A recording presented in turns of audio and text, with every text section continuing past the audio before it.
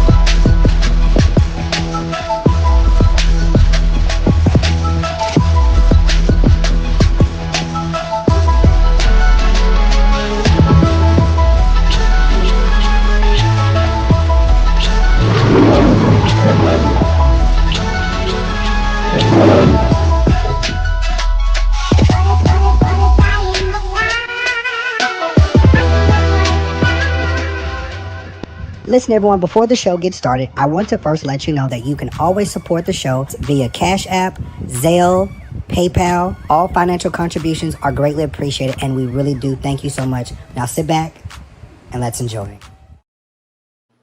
What is up, everybody? Are you ready for the show? Listen, are you ready for the show? Somebody just say, yeah.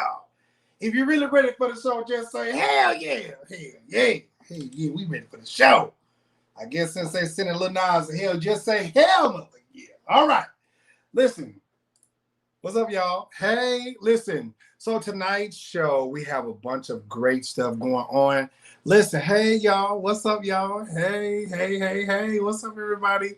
Listen, so tonight's show, we got some great stuff, right? So next Saturday, which is the 10th, let me go and get these announcements out the way. Y'all come on in. Make sure y'all share the video. Next Saturday, which pretty much is almost like a meet and greet.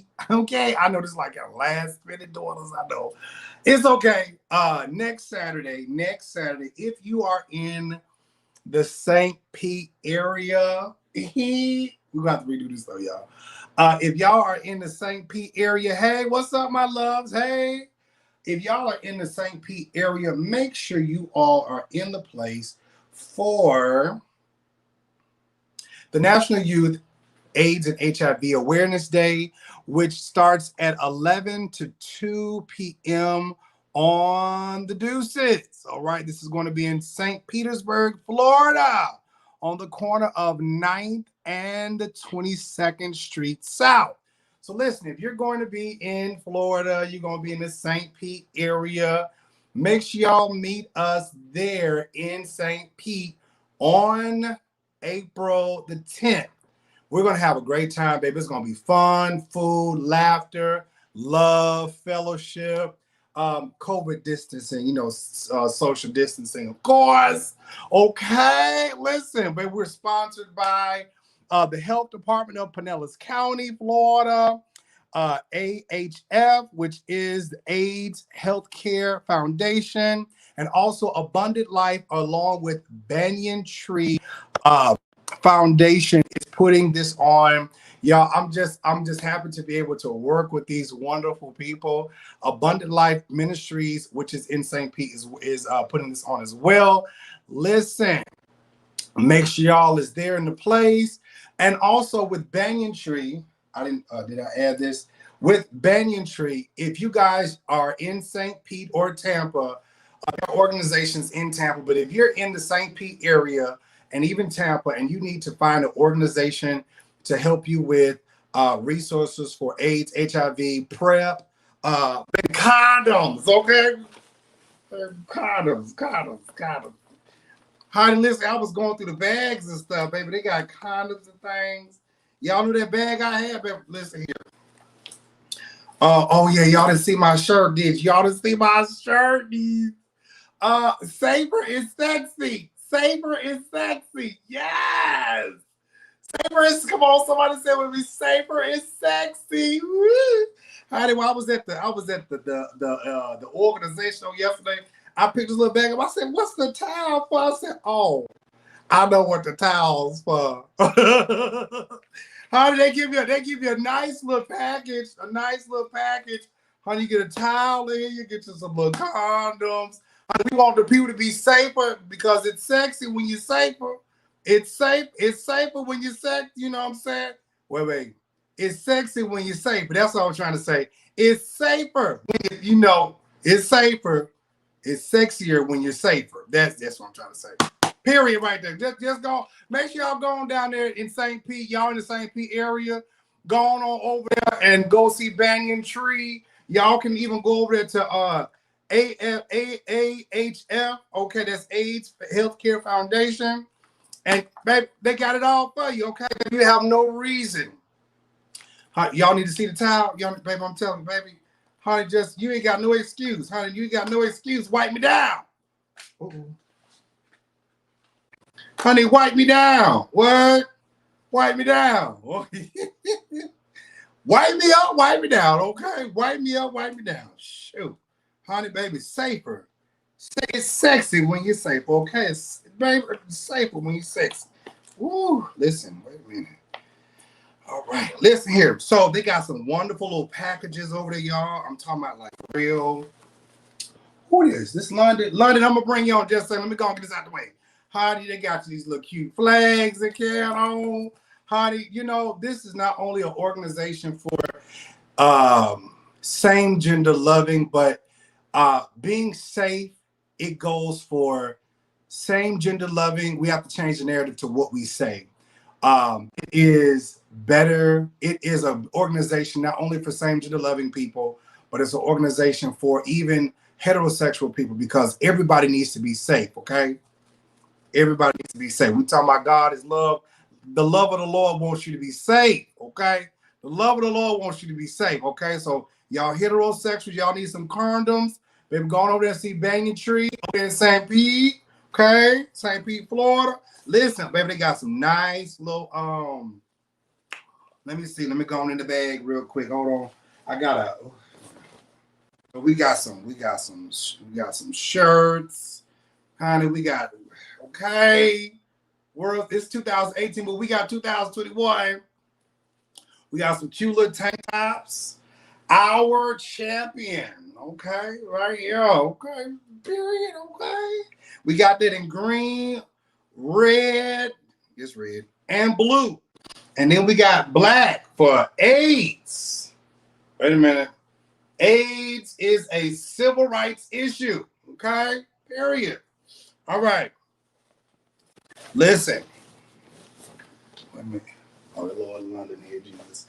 Listen. So, anyways, y'all, make sure you all, again, I'm going to show this flyer again. If you are in Florida, please meet me along with the foundation and Abundant Life Ministries and Banyan Tree Productions.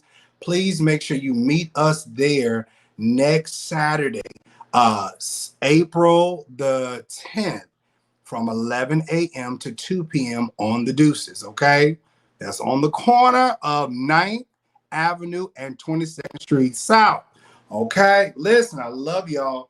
But listen, let's go ahead and get on with the show. We got a whole bunch of stuff to cover on tonight. But before we get started with the show, here's a commercial.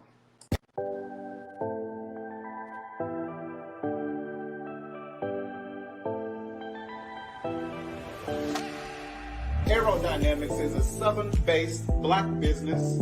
This is a loctician that specializes in lock maintenance, lock extensions, full-lace lock wigs, silk presses, cuts, and color. You can find me at aerodynamics.com. That's aerodynamixx.com. Thank you.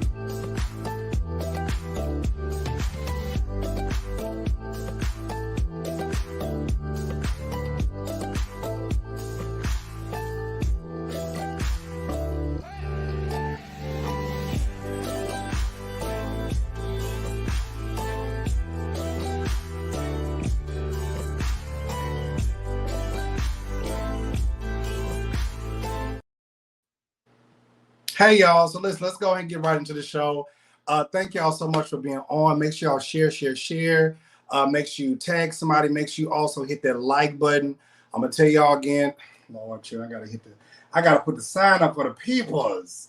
Don't be creeping, y'all. Don't be creeping. Just hit the like button, okay? Just hit the like button. Hit the like button. Can y'all hit the like button for me? Hit that like button, okay? Listen, London is here, y'all. London. Hey, Sooooo, how you doing, Sooooo? Hi, good evening. I'm so glad you early, Deez. I'm so glad you early. Yes, I'm you so said happy. I had to be early, girl. Yes, because you was going to get left out if you went early. Girl, I was trying to make sure I got all these good old, girl, I got to make sure the people know what time it is, okay? 3S, huh? I see. freestdcheck.org. Go on over there. Tender, right there. Free, AHF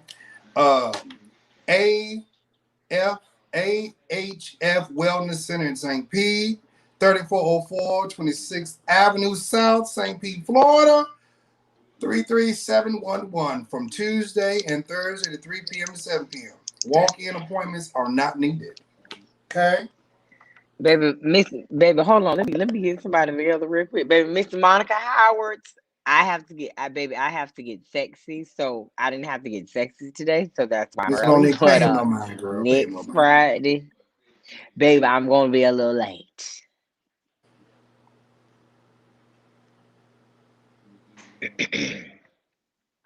All right. Oh, okay. Okay. There you go.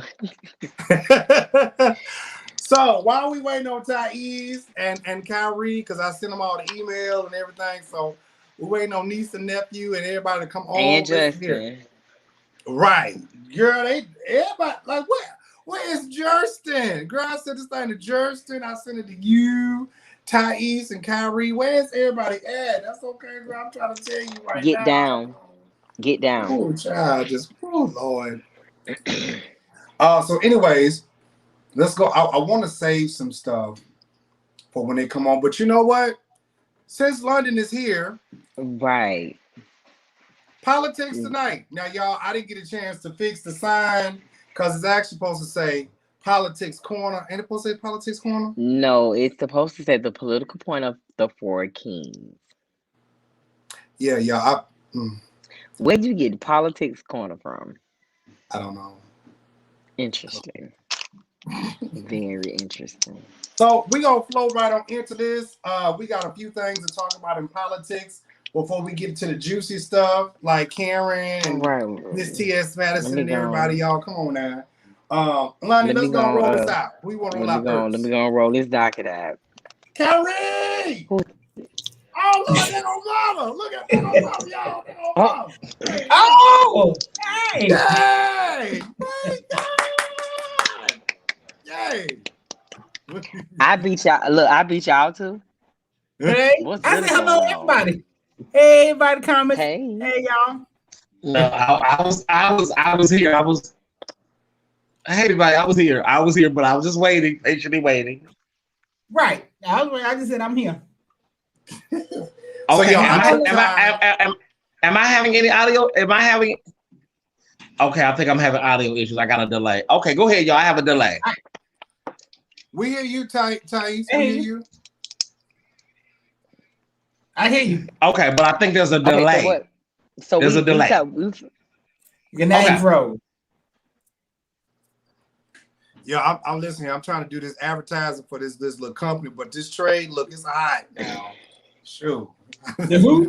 I mean, you can. Did I freeze? Did I freeze? You did for a second. Okay. No worries. No worries. Y'all let me know. Let me know, Kyra. Okay, let me know if anything goes wrong. It's really hot here in LA, y'all. It's burning up in LA, so just bear with me. I wish I was there. All right, London. Let's go and hit it now. Your politics corner now. Okay, since we talking about politics, you know, we gonna talk about this shit first. The person that needs to come to the front of the congregation is Senator Joe Manchin of West Virginia. He has decided to switch parties, so he will be no longer. No, that is not no Manchin. That's Gets. There you go. That is Joe. He has decided to switch political parties from Democrat to Republican. So that gives the Republicans control of the Senate. Good for her. I think this good for her. You know what I mean. I'm sorry. Interesting. Yeah, I mean, good for her. Okay, no problem. Her. I mean, I'm not with no political party. I'm just saying. I'm not a part of either one. Go ahead. You're so very. You so very. I mean, for me, good for her. For me, it is a. Can y'all hear me? Hello.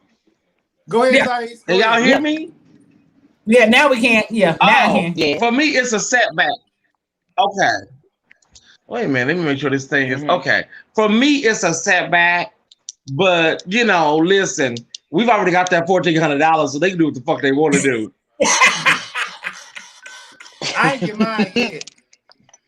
I got mine. They can blow that motherfucker up if they want to now. Listen, y'all do what y'all want to do. They're going to do whatever they want to do up there at the White House.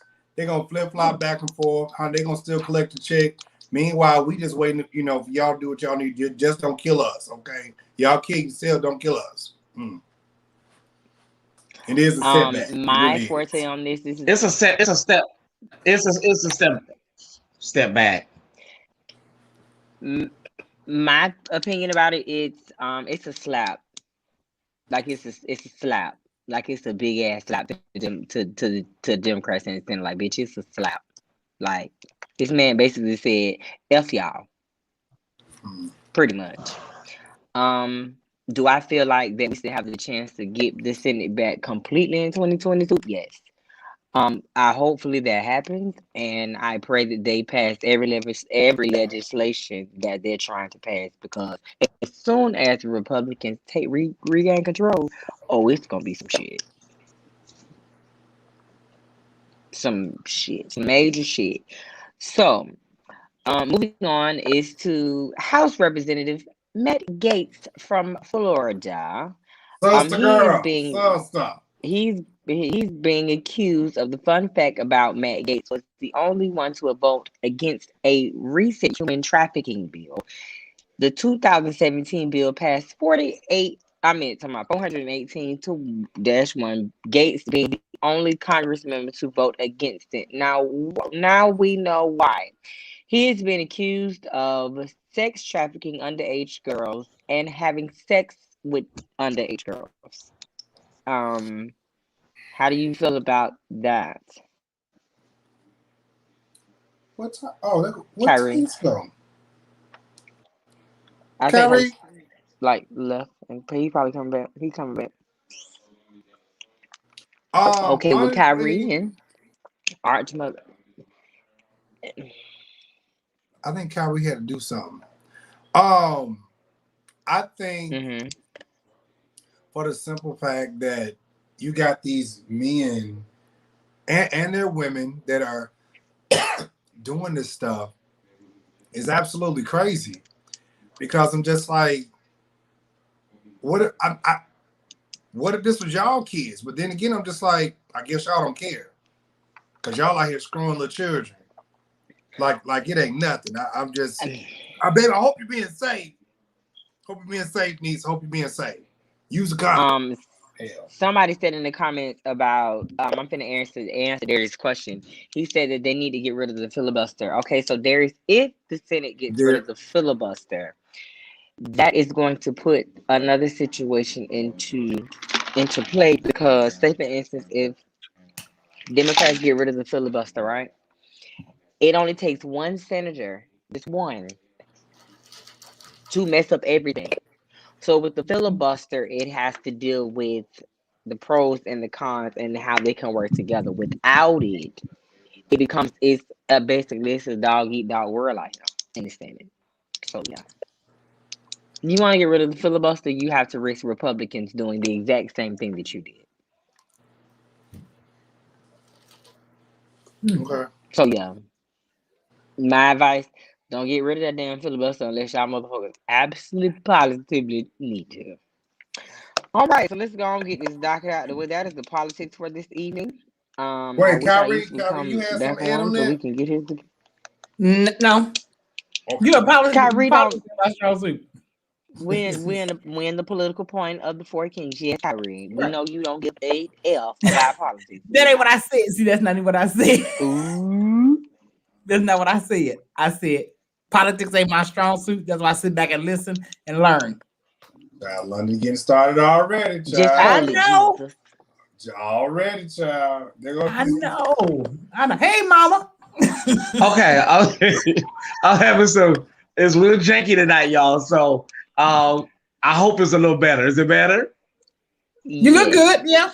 You're not free. Okay. Now before we go into this next segment, let me go ahead and run this commercial. This is for the health department. I want to Jives. Okay. What's that, Kyrie? Go ahead. Go ahead. No. What was you finna say? No, I wanted to. I thought. Are y'all finished with Matt Gaetz? I wanted to say something about her. Go ahead. Yeah, go ahead. Go with Matt Gaetz. Overall, Mother Gaetz, Matt Gaetz. Go ahead. Yeah. Okay, before y'all get to the commercial. Now look, it was a story about her. It was a story about her about 6 months ago with that boy that was living with him that he said was his son. And then that story disappeared. Some little boy from Guadalajara, and then that story disappeared. And now you got these little girls and you're flying them in. Baby, look, I'm trying to tell y'all, Matt Gaetz, baby, pack yourself up, honey. The U-Haul is out front. The jury gonna get you in prison. The jury gonna get you in prison, daughter. The jury gonna get you in prison, daughter. They gonna get you, girl. They gonna. Don't drop the soap now. Don't drop it. He might like dropping the soap. I was gonna say he might want to. Do you see that? Might want to.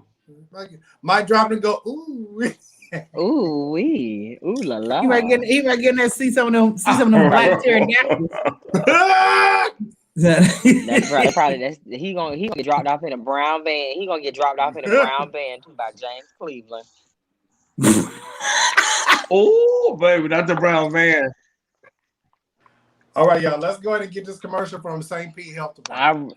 Pinellas County has one of the highest rates of new HIV infections in the country. Ending the HIV epidemic starts with a conversation, real talk about sexual health, even if it's a little uncomfortable. Let's normalize that discussion. Together, we can decrease the number of new HIV infections to less than 3,000 a year by 2030. Ending the HIV epidemic starts with a conversation, and that starts with you. Get the facts at pinellas.floridahealth.gov.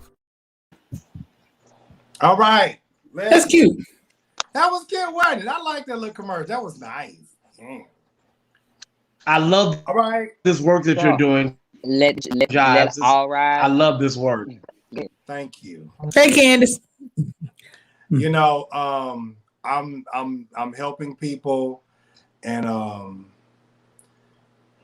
you have to take your platform and use it, and you know, even if it's doesn't come with a price tag, you do what you can to help people, because again, we need to really educate people on the epidemic of AIDS and HIV, because it's not just about same gender loving people. Everybody's catching stuff. You know what I'm saying? Exactly. If you could be straight, baby, you gonna catch them heebie-jeebies, okay?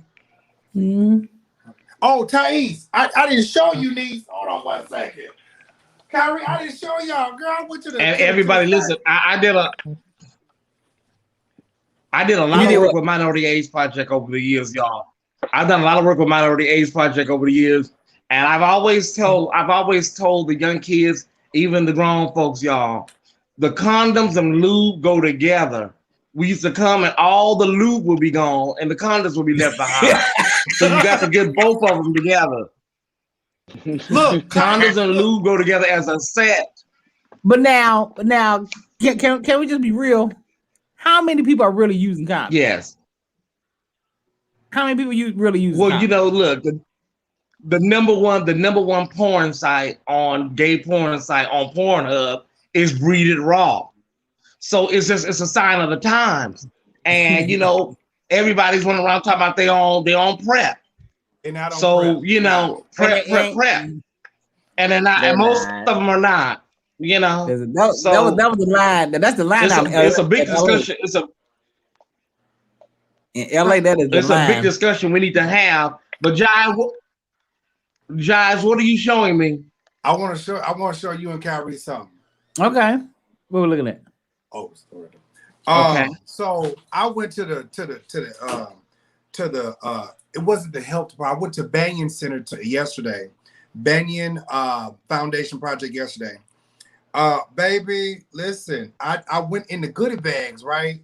Cause you get a little clear bag. Y'all can't really see it. Y'all get a little clear bag with a little towel in it. Child, you get some little condoms and stuff, and you get some little informative pack. And then, you know, I was so crazy, y'all. I said, what the towel? I said, oh, never mind. Never mind. It's been that long. Ooh. Pray for me. Pray for me. Interesting. London. Miss Girl. London. What? You don't know my story. Listen. I just don't think the only thing I said was interesting. That's all I said. Yeah, dude, it's very interesting. Shoot. I used to have a whole partner. Don't take the lube. Don't take all the lube and leave the condoms. Get you some condoms in the lube. Child, listen, they go together. Condoms and lube. Take them if you're gonna use them. Not for water balloons. If you're gonna use them, then take them. Baby, they got lubrications in here. Lubrications. Oasis. What kind is that? It's called One Oasis. If it ain't gun oil, I ain't interested. Oh no, baby, I like Uber lube. Ooh, baby, that Uber lube. It's better than gun oil. Oh, baby, baby, I'm trying to slip and slide. What? Because gun oil, you can use one application have your session, take a nap, wake up, and go at it again. Listen. That's why I like gun oil. I am not going to discuss my sexual Oh, affairs with baby. So, y'all. Oh my God. London's a virgin. Girl, no, hold on, bitch. I ain't no motherfucking London ain't no motherfucking virgin. London ain't no motherfucking somebody said we virgin. don't believe in condoms. They said we don't believe in condoms in the ATL. Honey, we Oh, know. listen, and you ain't lying. Oh, oh, Jesus. Baby, But I love baby, Atlanta. the Pussy don't fail me now. Don't think Since we're talking about that real Ben Childs no gun oil that real. Hold on, Jives. That's the best. Hold on, Jives. Wait a minute. Let me go and get Kyrie real quick. First off, but I have not been a virgin in a very long time. Okay. I know. Honey, never mind. London suck dick. Shit. London suck dick. London take a dick. I need to London take mail dick. you one of these right here, but you know what? As a gift. That's a cute bag. London eat a dick. I know. It is. It's like a little overnight bag. You know, put your little. That's what it's for. Oh, wait a minute. I'm sorry, London. What you saying? London, you're not a bottom. You're a top. I'm sorry. London's not a bottom. I'm a whole top out here, bro. Straight up. Okay, I didn't know.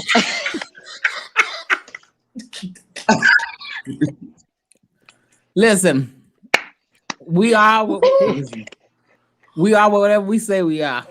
Yeah. So since we're talking about tops and bottoms and carrying on, let's go and jump right on into Mother who? I don't know if y'all saw this yesterday. Mother Donnie McClurkin. Yeah, did y'all see that little clip yesterday? Sister Donnie, Sister Donisha. I did. I think my view is different than everybody else's, but go ahead. Okay, hold on. I mean, well, the Rishas.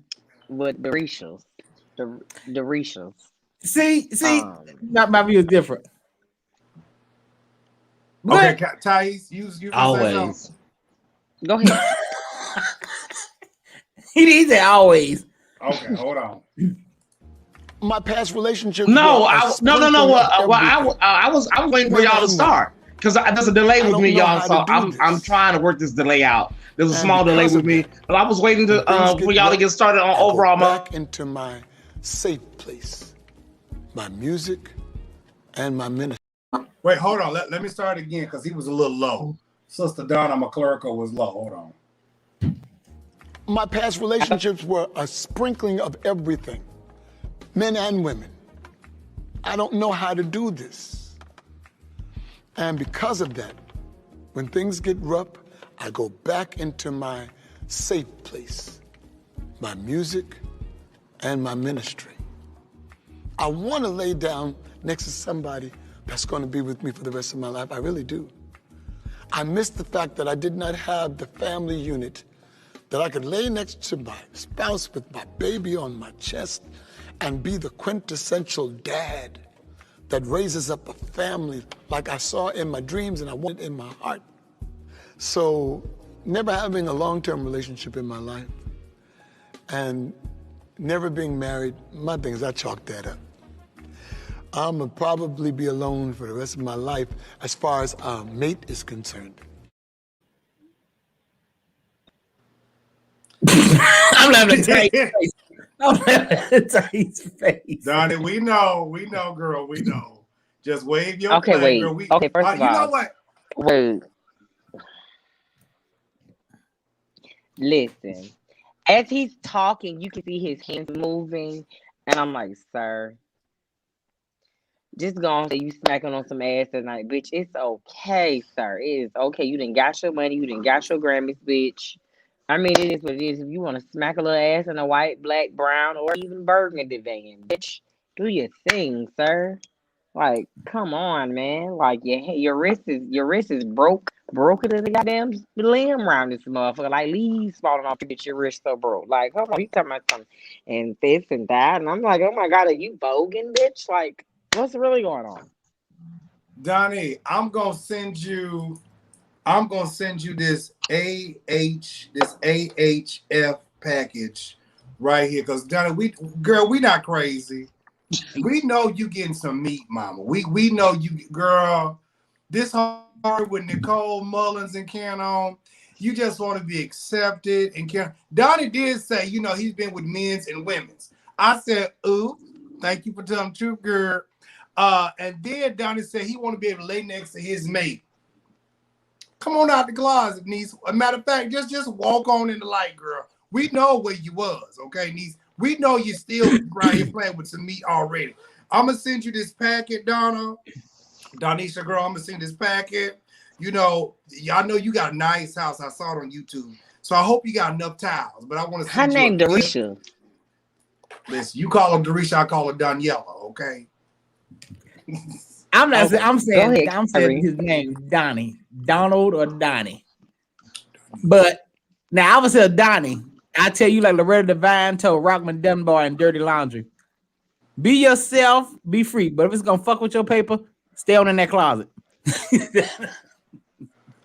Now, Kyrie, now, you know what? I would say this. Now, Kyrie, I hear you, but I think if it's gonna mess with your self-esteem, whatever you need, let me just say it like this: whatever you need to do that's healthy for you. Because again, a lot of people say it's like it does something to them mentally and internally. It just messes them up now. You know. But see, here it is. But here's the thing. This is me talking. If he come out, it's still gonna mess with. It's gonna mess with his fan base, mess with his income, and all the gays gonna say, "I knew it. I knew it." They ain't gonna embrace it. I knew you was. I knew you was. So he gonna get beat up if he don't. He gonna get beat up if he do. And the church teaches you to stay. This is one of the problems I have with Christianity, because it teaches you low self-esteem, and it teaches you to hate yourself.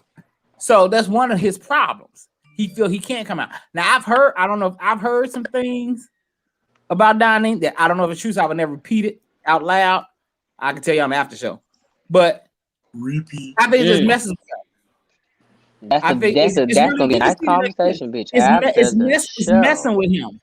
It's really messing with him, and he wants to be himself, but he just can't. You know, I got my arm here reaching out to get out, but I got this arm back here strapping onto the church, and I know the church is gonna be like, no, Donnie, I'm gonna tell you this right here, Donnie. Safer is sexy, okay? You talking about you want to lay next to a mate? Listen, these kids ain't you know, honey, you don't know what you're gonna get nowadays. Safer is sexy, okay? I like that. Okay, so here's the deal. Yeah, I know. Baby, I'm not gonna call him that. I'm not gonna call him. I'm not gonna call him. You know what? I'm gonna stop calling him Donisha. Okay, one of my brothers, one of my dear brothers, hit me up and it was, you know, telling me, you know, Thais, I heard what you said the other day on your live, and you made all of it was on point. But he was like telling me, like, Thais, you do have to understand that when a gay man when someone is molested and they become gay due to the molestation, there's always going to be a distortion and the homosexuality. There's always going to be like a disconnect. It's one thing if you're like us who are just gay, we were not molested. Y'all follow me? Yeah. But when there's an act of trauma that causes your homosexuality, there's always going to be trauma linked to your orientation or your sexuality. So I understand that to my brother that pointed that out to me. I understand that, but don't ever inbox me like you checking me, okay? Let me explain something to you. No, okay. So here's the deal. Here's what I'm saying.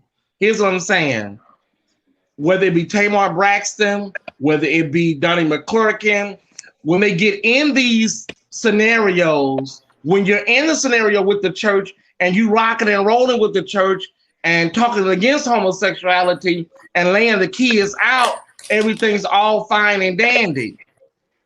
As long as Tamar Braxton was on the Braxtons carrying and laying her sisters out and laying her family out, it was fine. But as soon as it becomes too much for you, then all of us, we are responsible for being Iyanla for you in the community. Look, girl, you've been rolling with this anti-gay. I've been delivered. I'm struggling ministry for a long time, girl. So look, what the fuck do you want us to do? But he wants us to embrace him. One more thing. He wants us to embrace him. Listen, girl, we don't have time for all of that. We don't have all time for all that, girl. You need to get real with yourself first, then we can embrace you. Get clear with who you are and what you want to do first. We cannot embrace you, girl, if you're already, girl, running around here like Sybil, Sally Field and Sybil. Here's the thing. Here's the thing. That's true. Here's the thing. Like I said about that little boy that was singing in the cafeteria. These girls leave a lot out of their stories. They jump from 13 to 21. If you could tell us what happened in between, maybe the gay community can rock with you a little better. It's not that we're nosy, girl, but you need to be honest with yourself first, girl. These girls are like, I was molested at 9. I was molested from 9 to 13. And then they flash forward to 21. Girl, well, wait a minute, girl. What happened between 13 and 21? They were still tell us more. Maybe we get a better understanding. They was because you can't tell me Donnie McClurkin. You can't tell me Donnie McClurkin don't eat a good dick up. He just look like he eat a mean dick up, Donnie McClurkin. I'm not saying that, Donnie. I'm sorry. Now, Perry Johnson said Donnie has already. Donnie, if you're watching, Donnie. If you're watching, Donnie, you look like you eat a mean dick up. I'm sorry. We all have to repent for things that are not according to the Holy Scripture. So, Hardy, listen, we're not going to go with these Holy Scriptures tonight. Well, he said we all have to repent for things that are okay. Well, okay, let's say you repent. Okay, you repent for what you did, but what do you do with the desires? I'm asking Perry Johnson. What do you do with the desires of your heart? And if it's his desire to be with a man, he can't change that. That's what he wants. That's what he desires. Does he have to repent for his desires? I'm asking Perry because he wrote that in the scriptures, the Holy Scriptures. Oh, hey, baby, we in the Mama done got a taste. Mama done got a taste of meat at some point in her life. Once you get a taste, once your back get blown out one time. I mean, what? Overall, Mother McClurkin is gonna always want that meat up in her guts. Okay, she's always gonna want that meat. Y'all need to stop playing. Wait, did y'all see the way he was after that little boy on Sunday's Best? Which one? Joshua Rogers. Yeah. Like, hey, Poppy, Poppy, you did. So I was like, girl, Donna. He said, well, somebody said, Donnie ain't no. Somebody said, okay, wait. Donnie is no top. Somebody said, Donnie ain't no top. I just say, Donnie ain't no top shit. I don't know because I never. But word on the street is that's not the answer. I mean, I can't say Donnie ain't no top. Donnie. Word on the street. That ain't. Donnie pulled them cheeks apart like a fresh hot dog bun in Chicago.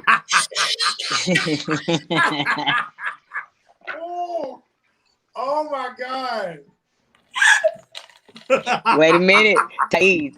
No, bruh. Not dog. Oh, no, God. Sir. You is not damn top. Somebody said Donnie McClurkin is a top. Donnie ain't no damn top. Shit. Yeah. Donnie McClurkin is that man that was in church talking about moist, wet. Oh my moist. Raining. I'm moist. That's why he wrote that song. I'm moist. That's why he wrote that song. I'm saturated. I'm saturated. He's leaking. Damn. I'm moist. He's leaking. Who said that Donnie's a verse out? Do you know that to be factual? Who said Donnie's a verse out? NS, whoever that is. How you know? No, I Donnie, said. is that you? Is that you, Donnie? Donnie be in that bed, honey, and his body be shaped like the letter N. Donnie sit down. Let Donnie using the burner page. Oh, Donnie, you on this live, girl? You on this live, Miss Girl?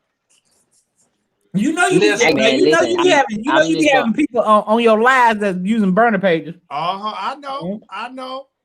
Mm-hmm. Oh, y'all said, oh, look, somebody said I'm a bottom. Girl, that is a lie. Yeah, this is NS. Who is NS? I don't know who that is, but baby, let me tell you something. Honey, you don't know none of my secrets. Too much. You don't know none of my sexual secrets. You don't know my personal diaries around this piece. Oh, I know your diary. No, you what? How you know? Nobody knows unless you've been with the person. We can all speculate. Daughter, what you said? Uh-huh. You know my diaries. I'm too close. I'm trying to tell you. I'm trying to get. I'm doing a little advertising tonight. You know. What your hat say? I'm too close. What your hat say? Oh, love condom. Okay. Oh, you advertising. Oh, okay. Love condoms. Yeah, he advertising. He advertising. All right. Yes, Lord. Let me go and get on. Jives, you are Jives. You are giving. Jives, you're giving us a little B-boy blues trade right now. You know what I'm saying? Little B-boy blues, Harlem, late night in Harlem, the Bronx, Brooklyn, up and through that way, Thais. No, Jives ain't giving trade. He acting like Trina. Remember that. Trina who? Jives. At some point, you just have to. I know you love London. I know you love London, but at some point, you have to go Full Metal Jacket. Hey, Jay Wilson. I'm like, girl, you trying to call me on? Ooh. Exactly. I know you love London, but at some point, you just got to let loose, Jives. Let loose. Like, I'm serious about it now. You keep coming for me, niece. It's gonna be me and you on here now. Let him use you. I'm going outside. Let him go outside and talk. We'll let the Lord use you, because bitch, I ain't never scared. Come on up this driveway, baby. Come on up this driveway, baby. London think he invincible. Right, child. He think, child. Come on up this driveway, baby. You know what? Come on up here, baby. You're right, Thais. You're right. I do love London. That's like my little friend. Me and London we go way back. You know what I'm saying? I remember when London. No. No. Somebody hit me up saying somebody just inboxed me and said, Thais, what are you gonna do if Donnie McClurkin tap you on your shoulder and slap the shit out of you? Let me explain something to you, bitch. You don't inbox me nothing. I'm not scared of Donnie McClurkin, girl. I said what I said, girl. Shit. I'm not scared of him tapping me on my shoulder. Got all them cakes for a reason. Baby, let me tell you something. This is what kills me about these I got to do right, because I got my advertisers and things. Yeah, so I got to do better too. I got to be better too. See, we got the health department. Y'all got to do right. Y'all got to do right. I don't. Let me do better to the health department and all of the people. I'm sorry. This is the problem with the girls. They think just because you shaped up a certain way that you obviously are doing something. Baby, let me tell you something. London is a flat back bottom, baby. He take more dick than a little bit, girl. Honey, he be bouncing on that meat like he done lost his goddamn mind. Bitch, at the end of the day, baby, that thing right there will twirl on his swirl. Honey, listen, I can't take things like that. But that one right there can. Honey, you better talk to the ones who ain't got no back in the back. Okay. Period. Okay? That's what I'm talking about. Don't Jay Wilson, no, London ain't. The Thais is. Don't ever come for me. Thais, what about Thais? I got all this ass. He's in London from Mississippi. That's it. London ain't Thais is. Who be out here doing the slip and slide on the pole and shit, stuff like that. And they out here doing a little Nas sliding down from heaven on the hell and shit, giving the devil a good goddamn lap dance. That motherfucker right there, period. Don't come for me, niece. Ooh, uh-oh. I'm going to save it for the benediction, bitch, because I'm going to get you. Bitch, you can't get me, ho. You can't read me, bitch. I'm here to sketch around this motherfucker, bitch. Trying to tell you something, bitch. And you know what? Let me tell you something. Bitch, you don't know nothing about me sucking no meat, giving no head, fucking, or anything. So you better just watch yourself, daughter. Watch yourself, niece. Watch yourself. Cause I know. Oh, honey, what you know about me? What you know about me, daughter? What you know about me? He said, "Are you sure?" He said, "Like he knows something." Hey, girl. He said, "You sure?" We ain't never played patty cake before, Baker's man. I don't play some stuff. You don't play patty cake with. You just look at it and say, "Oh, I'm not interested." Oh, now I know you don't want to go there, London. London. What is this coming? What is this? What is this coming from? Girl, I know you don't want to go there, because listen, honey, we can shut all this shit down, because listen, don't do it, London. We might do a pause for the cause. Okay. We may do pause for the cause. Okay, wait. We can say this. We can save this for the after show. Yeah. Ain't no after show, because you keep coming with me on the public, and I'm gonna tap that ass right in the public too. London not gonna stop. He not gonna stop. I guess it's time for me to. I guess it's time for me to pour my cocktail. Well, let's both pour. Well, You're not gonna stop, London. London, we tried to. London, I know I tried to tell you, baby. You gonna keep poking. You know how London is. You gonna keep poking, mama. Yeah, Tremaine. Jay Wilson, he on YouTube. He on YouTube right now. It's good to see Jay Wilson. Y'all know me and Jay Wilson. We buried the hatchet. Jay Wilson, you know what I'm saying? Who is that? Wasn't no, you know, we good. We good. Praise God. Thank you, Jesus. Hallelujah. Amen. Amen. Praise God. Listen here. Let's go ahead on. Be respectful. Big booties don't mean you're a big booties. Okay. Big apple booties don't mean you're a bottom. They don't. I'll be trying to tell the kids that. I know some fine ass men with big ass booties, and they are the toppest of tops. I mean, they got badonka-dunk booties, and they are tops. They got say it. They say it, Ty. Horse asses. 2 Virginia hams. They booty look like 2 Virginia hams, but you know. I told y'all, be those skinny motherfuckers that be sitting out here bouncing on me. I'm trying to tell you. First of all, I've never not denied that I don't bounce. How? Well, honey, why you trying to keep putting us out here like we out here scroking and sliding and shit? And you got to live in. Honey, you got to live in dick. Well, honey, I'm waiting on something. I'm happy. Well, as long as that lets me furtherly know you like what you like. That don't make sense, girl. Hold on, wait.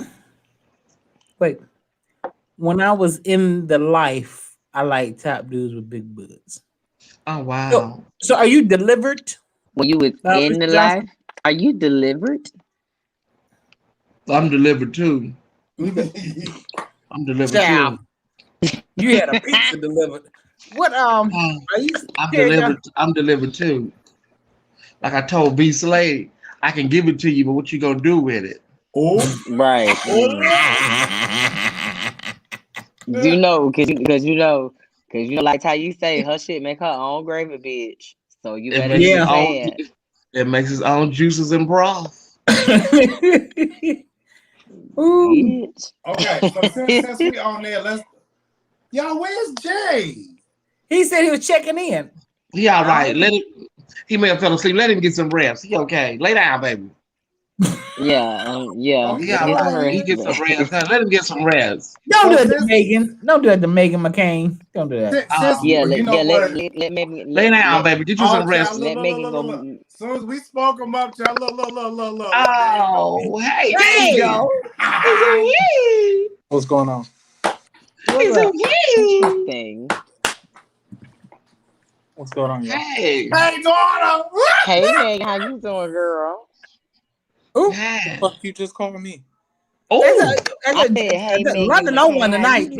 I'm telling you, he always. London not gonna stop tonight, Jay. You're not gonna stop, honey, until somebody, so somebody just let loose, let rip. Let me rephrase it. Hi, Jay. How are you? I'm good in yourself.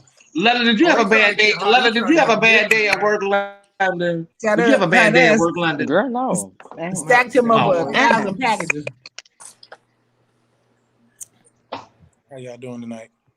Okay. I'm good. So next on the docket this evening is what's next? Who we going with next, Jives? Okay, so while are we talking about? Huh? Okay. You want a pizza? Okay. You see me on this show? That is so dick. So while we talking about London around here sliding from heaven to hell on this damn pole, let's go ahead and get into this little read right here for all y'all Christian peoples. Since Lil Nas X is already stirring the pot, I figured I can season it. You know, nobody said anything to Tyler Perry when he dressed up as a woman for 2 decades. No, instead we bought out all his shows and we have all his tapes. Nobody said anything when Martin and Jamie were dressing up every goddamn day. You know why? Because everybody loves Wanda and Shanae.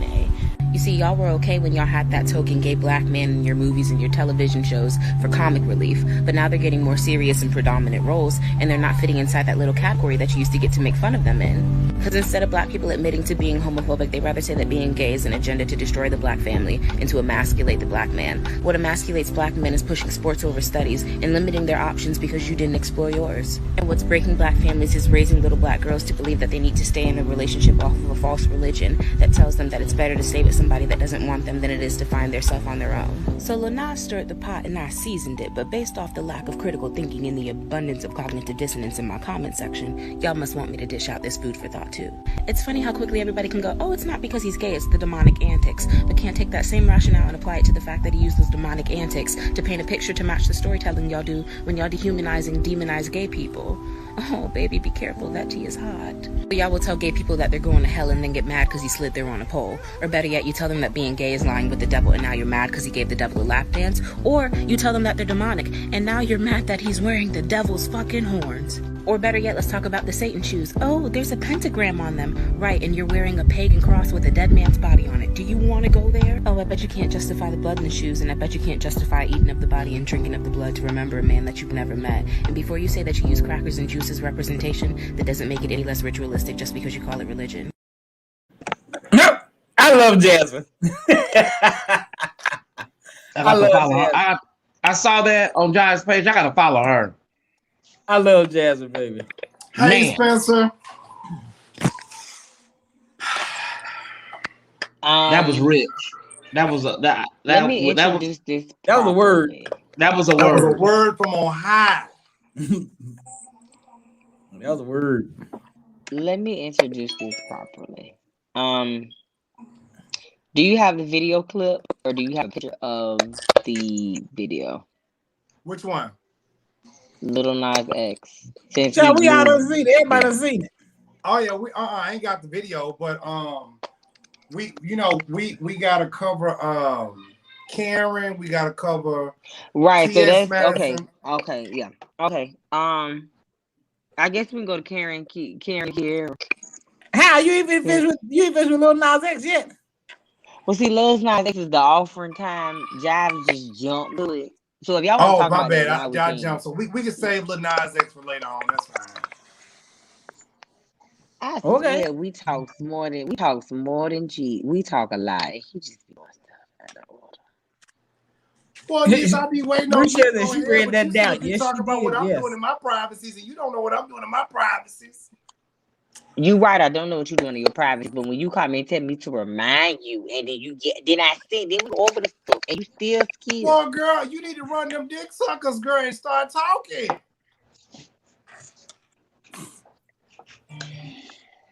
Proceed. Yes, indeed.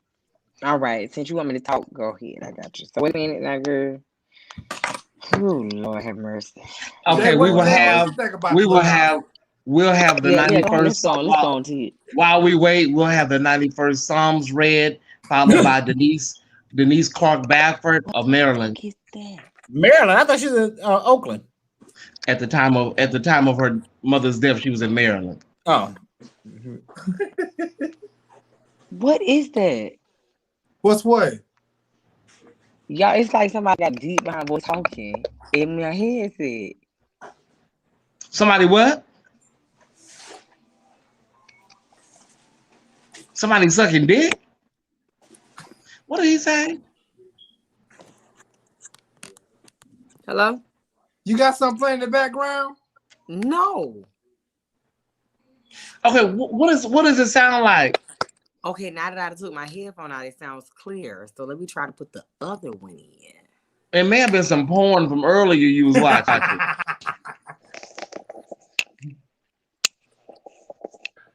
Oh, Jay Wilson said that's a spirit.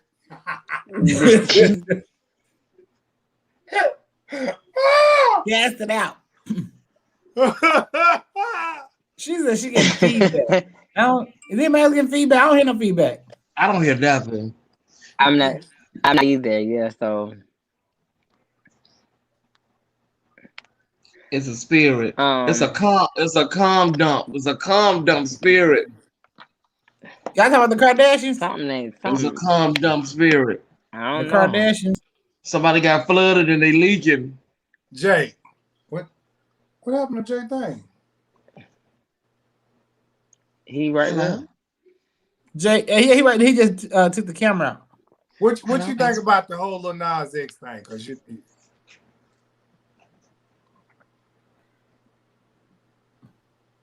he muted. You muted. You muted. You's muted. Okay, now. All right, he can do whatever the fuck he wants to do. If he wants to ride on Satan's dick, he can ride on Satan's dick. If you want to ride a pole down the hill and get anal warts on fire, he can do whatever the fuck he wants to do. That's Lil Nas X. That's on him. He's made a choice to what he wants to do with his life. I think he needs to go get some counseling. Go talk to a counselor, get his family issues or pastoral issues that he has.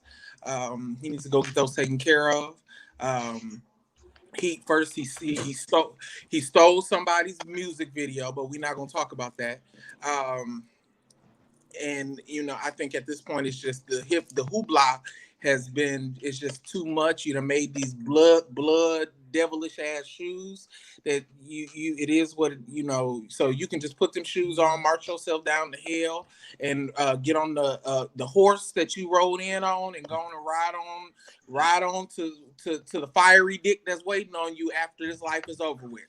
So as I said, I can care less about Lil Nas X. I'm tired of hearing about him. I'm tired of seeing about him in these damn shoes. I hope Nike sues the fuck out of the company that made that devilish ass shit. He was all right. The song was pretty good. I enjoyed the song, to be honest with you. I like the damn song. That's gonna be sitting right next to him. But I like the song. I think it was very good. I just feel like he went too far. It just went too far. It was too, his pain. I get that, some things have happened and church folks we all know what church folks do. We know that they're very, they're we all know what church folks do. Church folks do what they want to do. If they want to suck dick and then want to holler hallelujah, that's what the fuck church folks do. We already know that. So he made a song pretty much going against the Bible thumpers that hurt him. So, it is what it is. I'm sick of hearing about it. Next topic, whatever the case may be, I'm sick of hearing about Nas X, to be honest with you. Well, I understand he hurt, but now I'm like, because Tyson said that he was tired. Then I got tired of it. He keep talking. Now he taunting people. Like he said he gonna make a remix we can have Kurt Franklin on it. And I laughed at that. And Kurt Franklin gonna cuss him the fuck out as soon as he called. And that's what I said. He gonna say, "Hello, this is Little Nas X," and Kurt Franklin gonna say, "Get the fuck off my line right now." He gonna cuss him out. He carry on. He gonna cuss him out just like he cussed his damn son out. It's just he's hurt, and he's church hurt, and at this point. I hope that church folks can see how far they can push people, that how much power that you have with somebody. They won't. Right, and because I had this discussion on my Instagram page, and there was a girl and she was like, "Well, he needed to toughen his skin." I said, "That's the problem with y'all church people. Y'all love to bash and beat down people. Didn't want to toughen up your skin." But let somebody start talking about the 6 baby daddies and the pastor sucking on somebody else's penis with a wife and a concubine. Let everybody start talking about all the foolishness that's going on with them. Then then all of a sudden, we all quiet and don't want to say nothing. So, at this point, we like to damnate people to hell, and we don't realize that the hell that we damnate somebody else to is going to be the hell that we going to be sitting in. So, at this point, that's what and a friend of mine kind of got on me because I was befuckered. To be 100% honest, I was kind of befuckered. The video was pretty good. Like I said, he stole the video. That's number one. but we ain't gonna go into that. But he did what he did. You know, he done plopped on some high heels, greased his lips up, and danced on the. I saw you got a little happy over there. He greased his lips up, and if he wants to suck on fire for the rest of his life, he gonna suck on fire. That's on him. But he needs to go get some counseling. Because he seems, I mean, you'd have made some damn shoes with so-called blood. See, that's when I say you did too much. He did too much. But he didn't make them shoes. I mean, and it wasn't his. But now it wasn't his. Somebody else pointed out something and made me look at it. It's really the executive producers who have put their money up for that video, because he didn't put their money up for that. Yeah, true. And he didn't even do it. And so it's more than just him. He did. So it's more than him. He did way too much. So get prepared to see him on the Pride Fest circuit. You won't see him at no more other video. You won't see him on the Super Bowl commercials no more. Get ready to see him on the Pride Fest. No. I disagree with that, because white people ain't mad, black church people are mad. So he's still gonna make it. No, you all get ready to start seeing more videos made like that, because since it was so well received, you know, every time somebody do something that's well received, they come out with more. So that's what's gonna happen. I mean, he got a little following. I think he lost some people, but he also gained them devilish. He lost some black people. I mean, he lost some black people. He didn't lose no white people. Black folks, and I believe he also lost some of them white folks, because I do believe white Christian people. White Christian people, exactly, and them the same people that got Trump in the office. So yeah, he's gonna be smiling just like that at the doors of the the church are open with him looking just like that. I think he's gonna be all right. So let me wrap it up, mother. No, I'm not gonna wrap it up. I'm not gonna wrap it up. I just want to start YPWW real quick. Okay. Let's start YPWW real quick. Because at the end of the day, Lil Nas X is a musician. He's an artist. And listen, this is a capitalistic society we live in. I don't fault nobody, not one person, for seeing an opportunity to get a bag. Nobody. If you ain't killed nobody or murdered nobody, this is America. The country was founded on malfeasance and treason. So if you ain't killed nobody or murdered nobody, get your bag. My only problem I have with Lil Nas X is that he has to understand that you are rich. Lil Nas X, you are rich and you are insulated by your wealth. You can stop making music tomorrow and live very happily without anything, right? Mm-hmm. The gay community, we who are on the other side of the rainbow, we are getting the brunt of what has been put out there. We are. In the comment sections and the videos, we have to wake up every day and listen to people talking about we're all going to hell. Now listen, for the gay people that are in the church and caught up in the vortex, I can't bring you out of the vortex. Like my sister Jennifer Lewis said, when you sit in shit for so long, it stops smelling. So to the people that are like, you know, this is how the church is. It is what it is. Well, listen, if you don't find a problem with the church dogma and religiosity, I can't do it here in 2 hours. Help you with that.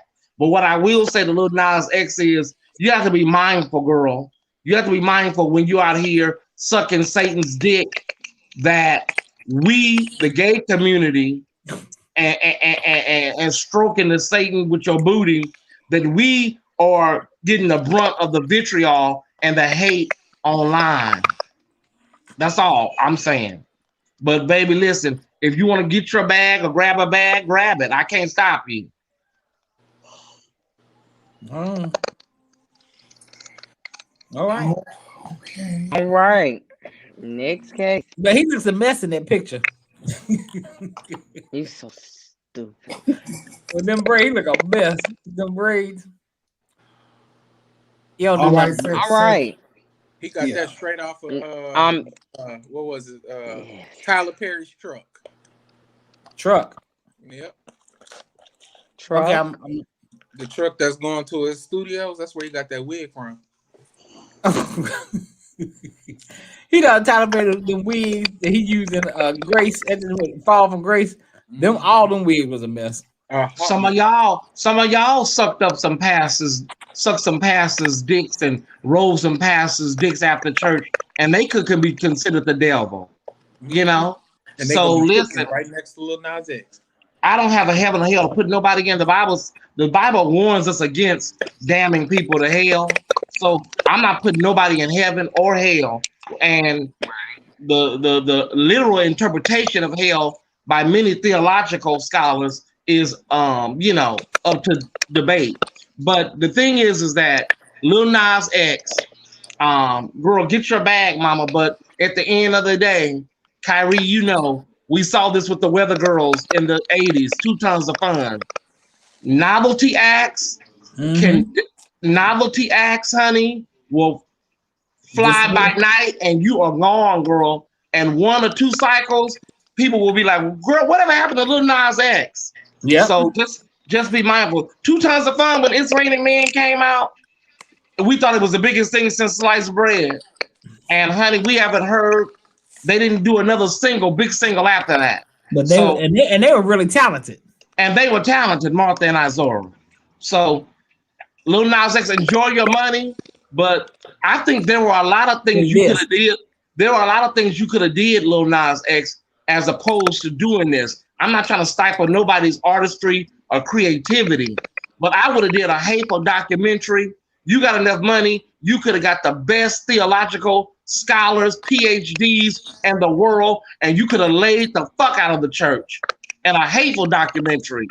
I would have laid them to bed. I feel Marcus Rogers, Brian Korn, all of those girls would have been laid the fuck out. And I would have tipped on out of there with that bag. It would have been a motion picture event. I feel like this. I mean, although the video, me personally, I thought the video was very nice. Although it was racy and all this other stuff like that, let's take all the cuteness out to the side. A lot of people got upset because he was riding, the devil's lap and carrying on and stuff like that. That's it. And I'm saying to myself, bitch, y'all act like that was God. Like, I can see all this hate and upsetness.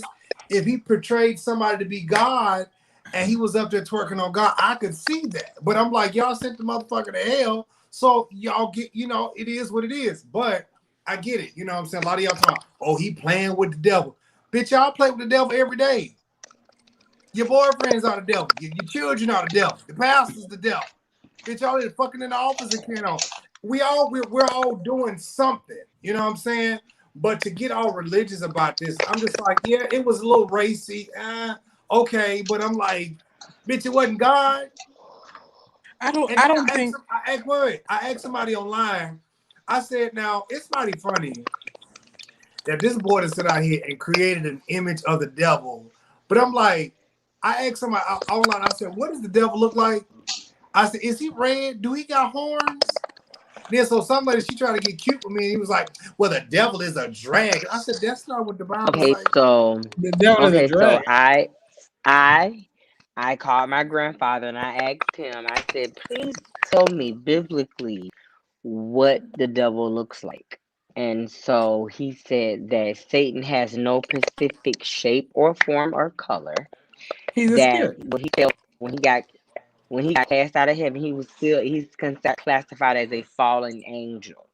So that means all this red and stuff and dragon and that has nothing to do biblically with Satan. Right. He was the most beautiful angel in heaven. And then he got cast out. One of the most beautiful angels in heaven. No, not one of them. He was the most beautiful. He was the most and most talented. Yeah. When he walked, music comes out of his feet. And the most talented one. Right. Bible scholars say that it's argued that hell is here on earth. And that's what I believe. And that the devil walks to and from. But a lot of Bible scholars take that and put that into motion. The only issue that I have is sometimes we go from being subliminal. I mean, a look you can give somebody,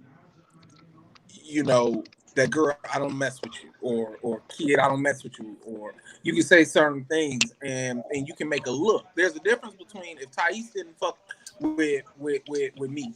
There's a look that people understand, but this was a blunt out middle finger. This was a blunt. Well, I mean, but listen, but Jay, you just in the last 10 minutes, you just casted him to hell at least 3 or 4 times. So why is people upset if he's going to hell? I say that because you get what you ask for. And if you sit your ass out here and you subliminally you go from a subliminal to a straight F you, to me, that's playing in the eyes of God. I'm sorry. I'm not going to play with him like that. But listen, here's the thing. I don't play with, me personally, and I said this on my platform, I don't play with the occult and devil imagery because I believe that it is a portal. I believe it is a portal, and that stuff can come home with you at night. We've seen what happened. We've seen what happened on the set of Poltergeist. We've seen what happened on the set of The Exorcist. And I believe that stuff is really, really deeper than what people give it credence to. So that's my personal thought. Right. But if the church is telling him you're going to burn in hell, you're going to burn in hell for the rest of your life, why are they upset if he's going to hell on a pole? I don't understand. You already put him there, so and he don't care about going. Here's the thing. Here's what I offer to Lil Nas X, because I was able to go line by line. One of these intellectual girls broke down the spiritual meanings. Is that my page crackling like that popcorn? Let me see. No, I put my stuff on mute. That ain't me. Let me see. It might be me. Hold on.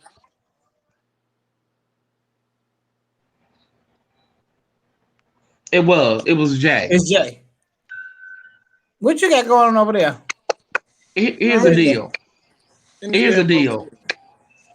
Lil Nas X, one of my intellectual friends broke it down line by line, what all of the symbolism means from the Garden of Eden all the way to the sliding down of, going down to the descent to hell. Okay. Lil Nas X has to understand these church people are not that bright. They don't understand all of that. You should know that these girls are not that damn bright as far as all of this symbolism. Some of these church folks barely read their Bible. Kyrie, I ain't lying. Some of them. Yeah. So how the hell are they supposed to interpret this damn video? Right. Other than at face value. Right. This is what I said. This is what I said. Wait, let me ask a question. Somebody, Perry John said, but then look at the trash Beyonce made, ripping up the pages of the Bible. What video? Y'all, listen. I'm gonna tell what video is that? What video is that? Kyrie, I'm with you on that. Y'all, because everybody talking about, Beyonce's Illuminati, she does all this other stuff. I don't see y'all dragging Beyonce. I don't see y'all dragging Cardi B. I don't see y'all dragging Nicki Minaj. I don't see y'all dragging Drake, Jay-Z. None of these people. And Nicki Minaj did a full ritual on the Grammy stage back in 2012. Nobody. I'm the only one. Was it Roman? Yeah. And I'm the only one who said something. But these are cisgendered females. These are heterosexual females. So they will get a pass. That's what I'm telling Lil Nas X girl. You can't do what the average artists do. You should know that. I'm just saying, Lil Nas X mama, you should know that it's a different standard, mama, for you. Your next I have seen heavy metal bands, rock bands decapitate people on stage. And it's like it's not even a second thought. Yeah, so this fool on the stage biting the heads off of chickens and bats. Nobody say nothing. Come home to kiss Sharon. That's why Sharon's so evil. So I feel like this.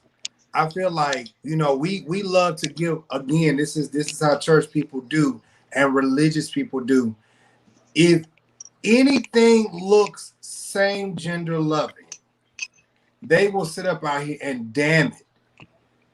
Baby, look him, Nas, Jay-Z, Nicki, Cardi. Baby, they be sitting out here doing all type of homophobic stuff, kissing each other all in the mouth and stuff. But then they got a girlfriend, so we go give them a pass. And I'm saying to myself, what is it with y'all and the LGBT? What y'all so hateful towards the LGBTQ community, but you want to preach love, y'all? I'm with y'all, like, cause it is kind of, I'm done with it, cause it's like it's draining. It's draining, guys. How long? Like, damn. Right. Like, y'all sit out here and y'all love to send folks to hell, but I don't hear y'all talking about these girls out here who be popping out 3-4 babies and stuff. I don't never hear that. I don't never hear about y'all talk about these raggedy ass pastors who be out here fucking these boys and shit. Like the senator. I don't know. Yeah. I got one. They go Jay. Okay, hold on. Let me get Jay back on here. I don't never hear y'all talking about Chris Stokes, who was fucking Raz being arrested B2K. I don't never hear y'all.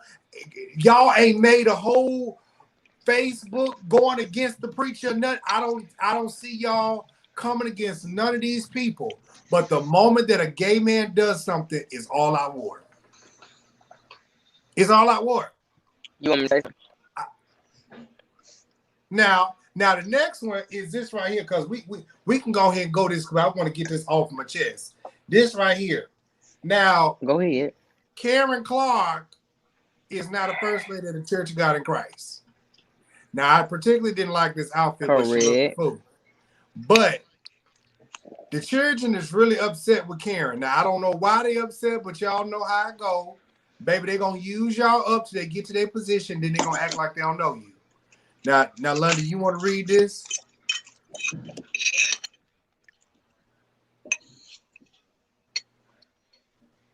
London. Did London leave? I'm here. Okay, I'll read. It was so good seeing Bishop Carlton. You took it down. Oh, sorry. It was so good seeing Bishop Carlton Pearson. I will never forget Bishop gave me a huge opportunity to sing at the Mega Azusa conference. Can you guess what song? Yeah.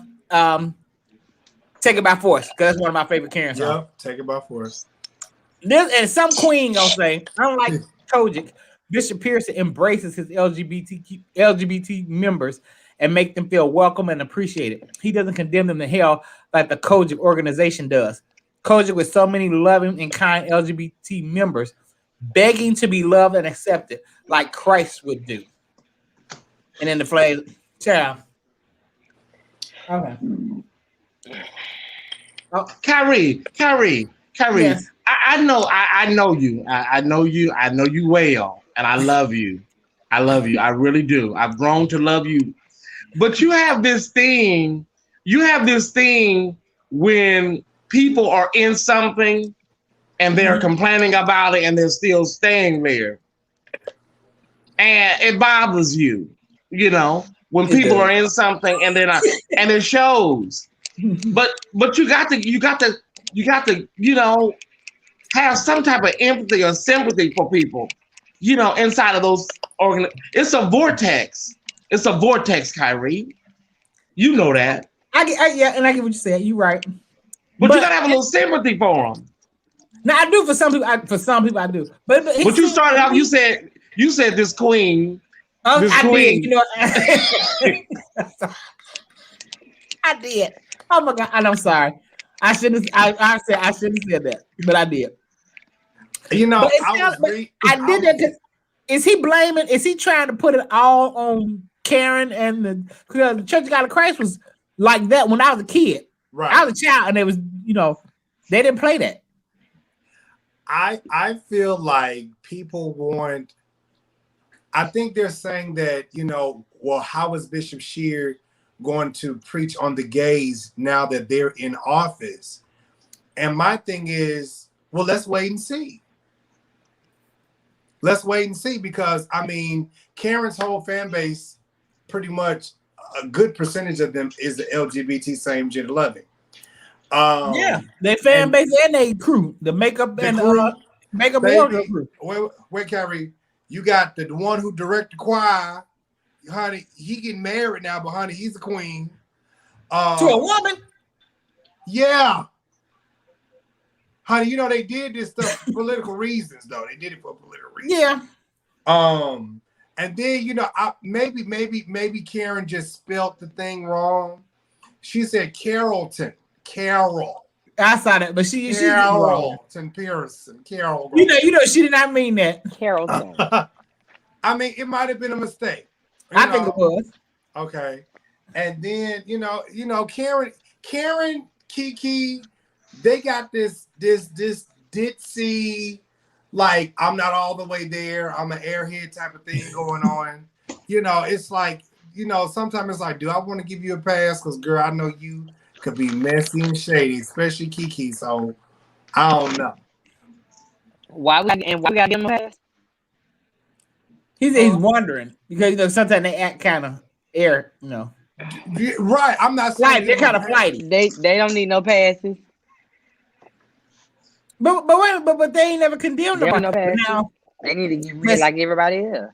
But see, now Tyson saying for me to have empathy, I do have empathy for some people, but like they came after Kiara because all she asked was to the gay community, don't y'all think it's about time maybe y'all forgive Kim Burrell? Baby, they act like she was Kim Burrell. They came on like, we'll cancel you next. Then I'm like, it wasn't even that serious. She just asked a question.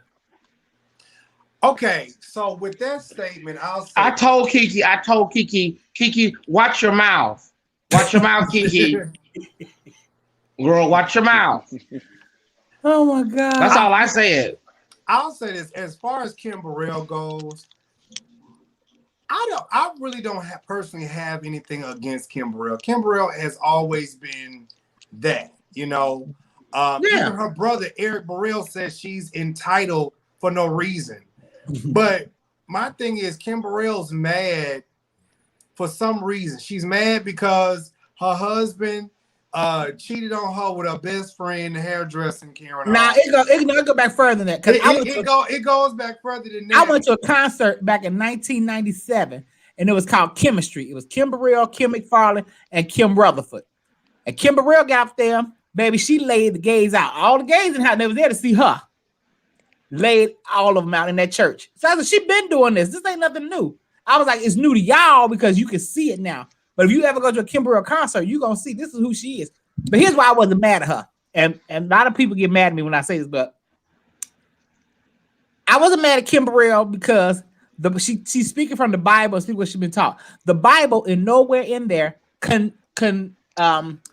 gives into or embraces homosexuality. Show me where it is, and I'll say, okay, I'll step back. But that is where she's coming from.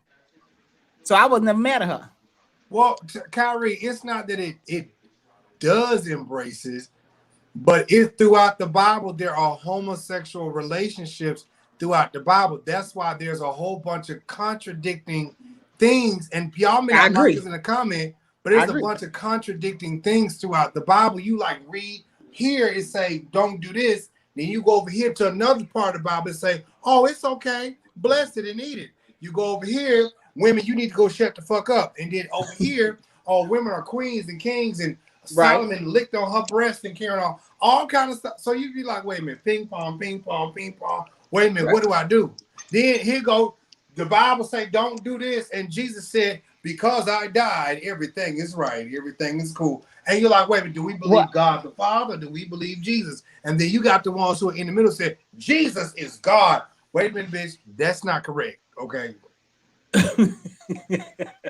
I think if you're gonna say it like that, then that means that would be considered a catch-22 where you have to decide for yourself.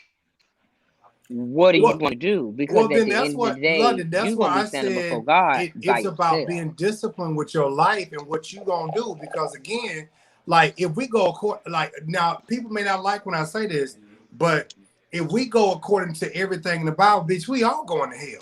Am I right? Am I wrong? You're right. You are absolutely right. Yeah. You're right.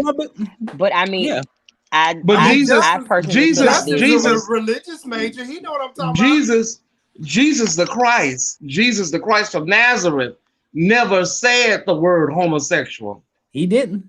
It's not in red nowhere in the Gnostic Gospels, Matthew, Mark, Luke, or John. You're right. And listen, there's a lot of things in the Bible. Some people will say are more traumatizing or more inflammatory than the actual act of homosexuality. You have the prophet Elijah. The kids were making fun of him, and a bear came out of the woods and ate up 42 kids. You have a woman, I don't know what she did that was so bad, but they raped her and cut her body up and threw her body all around town. Right. You know?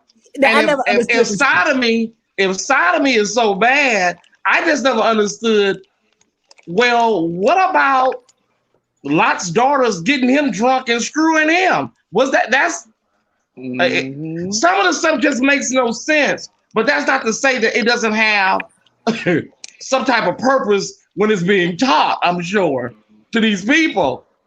But at the end of the day, if you're in the church and you're in religiosity, it all makes sense to you. But once you break free from that bubble and learn God and know God for yourself, it all becomes clear. Right. Come on, you better come on here. You better come on here, Jesus. You better come on here. Now I think that I also got a little perturbed because he thought he was coming for Karen. I'm like, Karen is not the entire Church of God in Christ. What do you want her to do? They want Karen to come outside because they want Karen to see if they want to see if she can catch a fade because they sick of Karen. And Kiki and all of them. All of them. Don't mess with to come outside. Don't mess with my Karen and Kiki. Listen, I don't. The only thing I wish Karen would do is hire a stylist that would dress you appropriately for your engagement. Because some of your stuff you be nice, and then someone be like, "What the fuck do you got on, ma'am?" All I want is Jackie. You know what? All I want is Jackie to put some. All I want is Jackie. I want Jackie to put some beef broth in that roast that she be making. Jackie, are you watching, girl? Put some beef broth in them chuck roast, girl. Oh God. Justin, what the heck is going on? He pretend to be Karen. Mess with Karen. Why you got that? Why you got that on your head, bro? Wait a minute, hold on. Okay. If you call me a motherfucking girl one more time after I done told you that I do not like being called a motherfucking girl, bitch, I'm gonna cuss you the fuck out. Well, it sounds like you just did. Who was you referring that to, me? Yes, I'm referring that to you. I done told you on the phone in a private conversation that I do not like being called a girl, and you call me a girl about 3-4 fucking times. Nigga, I got a dick. I'm too close. No.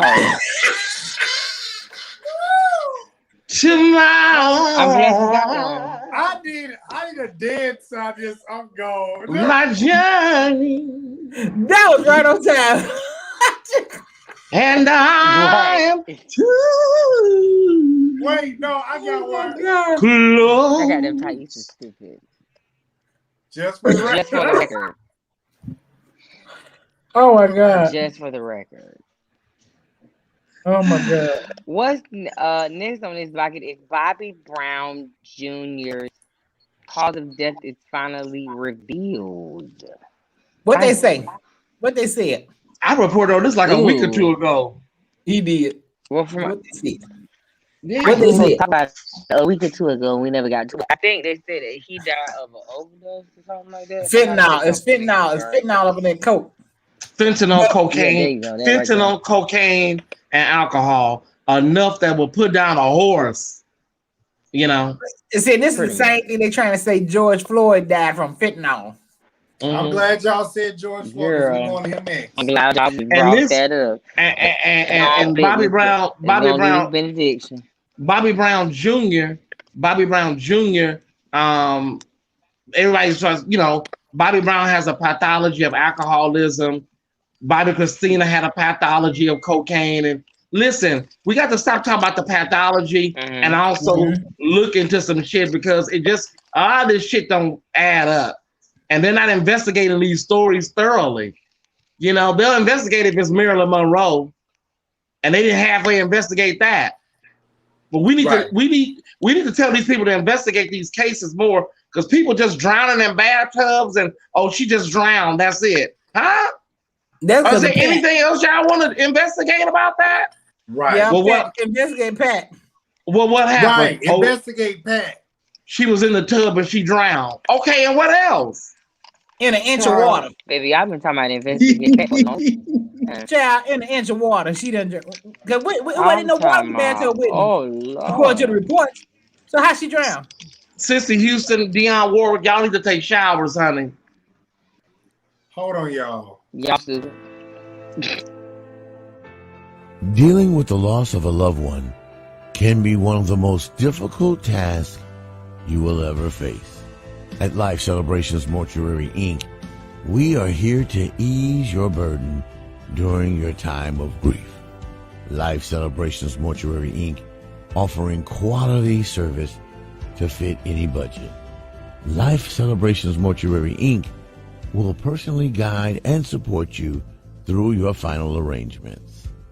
Life Celebrations Mortuary, Inc., serving all faiths and denominations.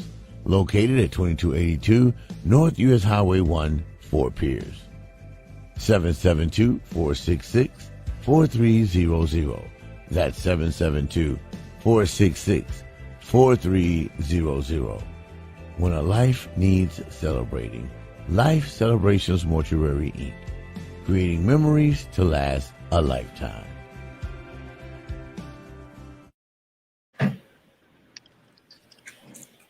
I just said, since we talking about this, all right, throw it on in there. Well, that's my funeral hat. Jives is doing a funeral advertisement. It's my funeral hat. What is that? You need a veil, Jives. You need a veil. You need a veil. Oh, this is my funeral hat. For the funeral. Jives doing a funeral advertisement. This is my funeral hat. Yeah, it's a pillbox hat. Yeah, you know, that's the 1930 hats right there. Tice, is that a Popeyes thing? 1930? Man, that's what I said. Is that a Popeyes box? No, this is a basket. No, this ain't no damn Popeyes basket.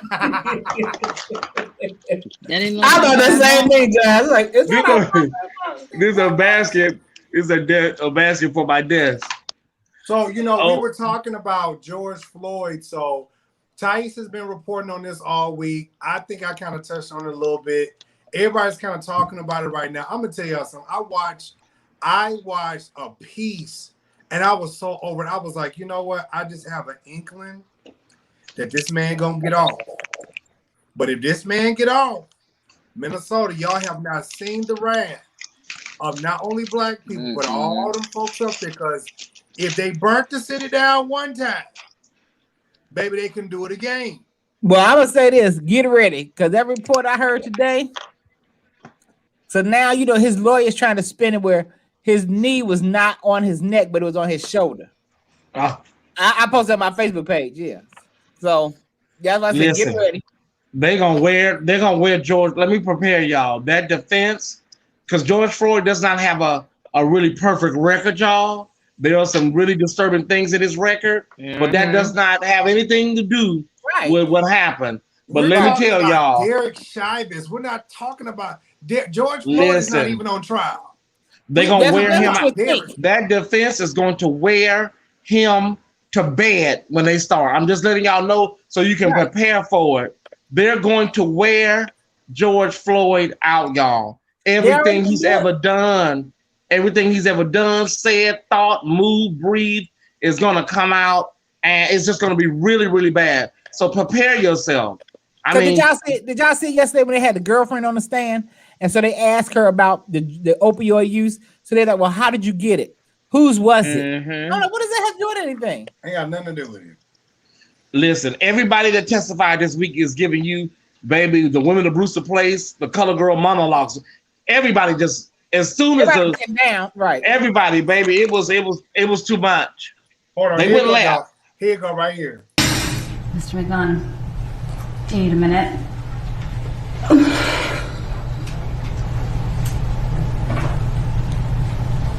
Y'all can unmute your mic. Unmute your mic. Oh yeah, he was there. He was there. He saw the whole thing happen. It's the white glasses for me. Yeah, that's the first thing I was Let it out, Daddy. Don't take it home with you. Don't take it home with you. Leave it on the stand. He was putting the listen. He was trying out for a Tyler Perry movie. Baby, he was going for it. Hear me, you hear me? These girls are giving you Golden Globe winning performances, baby. I promise you. I don't know whether Tyler Perry's in the audience, but listen, all jokes aside, it has to be very traumatizing, y'all, to see that. Right. But and some of these people, the 18-year-old girl, she made me cry. That very first I cry. Everybody, I cried. Kyrie, all of them. First day, yeah, when she was like, he said, "Well, how do you feel?" She said, "I feel mad." She said, "Because I have a black father, black brothers, black uncles, black friends, black cousins, and this could be any of them." It's like it's almost like when you say, "Well, how did he die?" On top of me, you know, it's kind of like it puts you in the mind of that, you know, right? But yeah, but this whole thing I got so mad today though. He was like, "Well, we had training. Well, they trained the police to put the knee on the shoulder." I said, "That's not what he did." But that's so the defense. Eric Nelson's like, "That is not what he did." Sure? Are you sure the knee was not on his shoulder? J-Lon Shaw, like we saw it. J-Lon Shaw, you are so right because Iyanla tells you all the time. That's what she told Lydia Pace of the Pace sisters. She rubbed you right here in your chest. She said, "Give it sound. Give it sound. What does it sound like? What does it sound like, Lydia?" And Lydia said, "What does it sound like, Lydia?"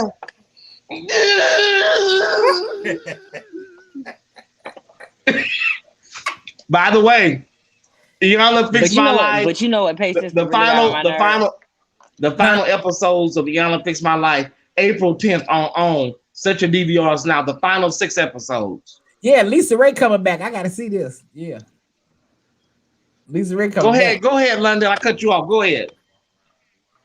Take it from the top. You know what really pissed me off about that situation when Leslie or Leslie. Leslie came out to her sisters and how June acted. Baby, I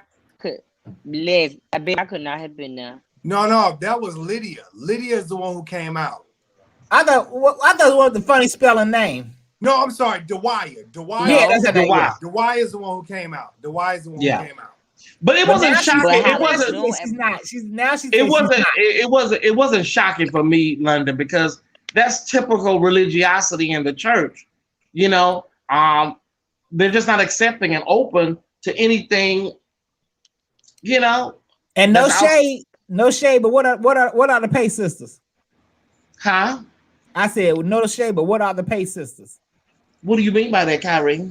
They're Kojic. Supposed to be gospel sense. No, they're they Church of God in Christ. Yeah, that's what I mean. Well, hey, yeah. Not everybody in Church of God in Christ is bad, but I mean, LaShawn Pace didn't even show up. Baby, listen. LaShawn Pace didn't even show. LaShawn said, not on my watch. And when they showed her picture, they blotted it out.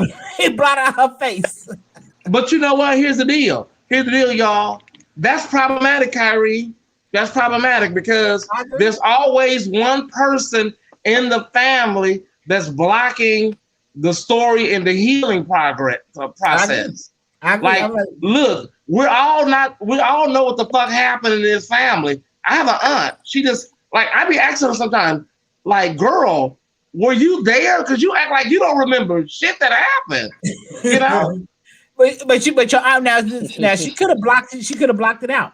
She ain't blocked the motherfucking thing out. She know what the fuck happened, Kyrie. And I get sick of that. Oh, she ain't blocked shit out. But she don't want to remember. I don't know. It's people just like that slows down the healing process. You know. But I'm glad that Iyanla was able to really chop down all of that and get them at least 4 of them to some good healing. And Duranus was able to get her healing before she left here. Well, that's good. So Jada's mama wanted to be with a woman. Jada said the same thing, and Willow said, well, so they all want to be with women. Okay. They're awesome lesbians. I think, and this is my honest opinion, I think everybody becomes curious once in a while. Once upon a time in their life, everybody get curious. Well, whether they act on it or not, I don't know, but they get curious. Because there's something about the Pickets. It's something about the Pickets and them people over there. It's very Wisteria Lane. It's very, it's very Stepford Wives. They all some freaks. That's in the word type. They all some freaks. Like they'll bring you some banana bread when you first move in, and then they want to suck you up the next day. I'd be scared to go to their house. When I wake up, I got somebody in between my legs. I'm like, wait a minute. No. What's going on? Now I'll go over there and visit Will. Will ain't even up there. Will is down in his trade house in Culver City or West LA. Beating up his trade cookies. Will ain't even at that house, I bet. And now that Dwayne Wade and Tisha Campbell are divorced, hey, shit. You mean Dwayne Martin? He's a Dwayne Wade. Dwayne Martin and Tisha Campbell are divorced. Him and Will can go to the Four Seasons every weekend and smash. You know what? Speaking of, speaking of people that just aren't accepting for real, because I watched it. I know the Pace Girls, and I've had encounters with them, especially Leslie. Leslie is over the Sunshine Band, and she called me a Karen Clark fan or the Clark Sisters fan because of what I said about them when I was talking about the Clarks and Ayanna. I said the Clarks need to go on Ayanna. But my thing is that family has a lot of issues that they still have not come to grips with. And they went on Ayanna. It didn't help. I don't even know if Jesus can help them. And they praying to him all the time and speaking in tongues.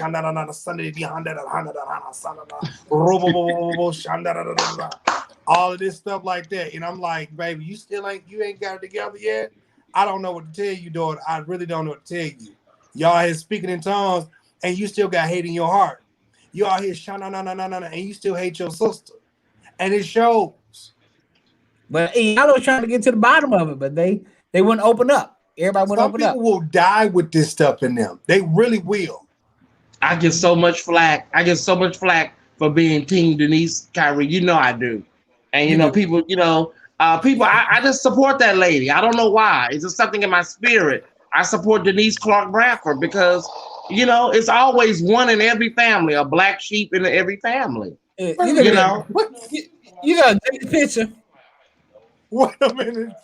That ain't very church-like. But I think that's a good idea, though, Jives. If the Clark sisters with Denise go on the island, that would be good. Okay, I'm trying to figure out, was that middle finger to me?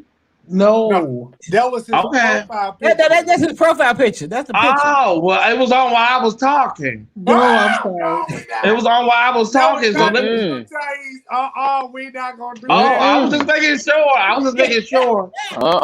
Because baby, we can clear the room. It'll be smoking in the city. I'm trying to be a new person. But baby, we try to be new in Christ. I'm trying to be new. I get along with everybody. But baby, when I tell you, we can move some furniture. Let me wave a flag on that one. I don't know what that was about, honey.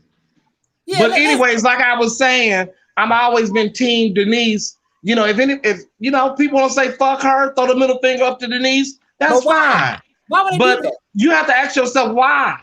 Why are you throwing your finger up at Denise? Why are you giving her the middle finger? Because everybody has had a point in their life where they have done something and, it may not have been the best choice. But, listen, we all have skeletons. Huh? Denise ain't did nothing. Denise ain't did nothing to no motherfucking body. Okay? She ain't did nothing to no motherfucking body. But see, that's Thais, that's the problem. It's like everybody wants to be this picture perfect family, and they fucked up themselves. Like all the ones who want to be And this they perfect, it's like y'all got some serious issues that y'all trying to hide. Like y'all go home and you don't even talk to one another. Now the next one on the docket is T.S. Madison. Now the thing Kyrie was saying about it today, and I took some time and I watched the next season because I bought the whole thing. And her dad, it was like to me, it was a very disrespectful. Just he's Tim, he's extremely disrespectful. Hey Tim, hey son. And right. I'm like, I was even like, after she said, daughter, can you call me? What do you want me to call you? Pop. Okay, Pop. Fine. I'll call you Pop. And you call me Madison. Well, I can't do that. But here's because see, first of all, right, like he's really disrespectful. So when I was watching him and her talk, I said, I said, nah, this man ain't something. So when I watched the after show, Miss Mary called out exactly what I was thinking. She said, he's a bit disrespecting my daughter, and he's sitting up here messing with the trannies and the boys himself.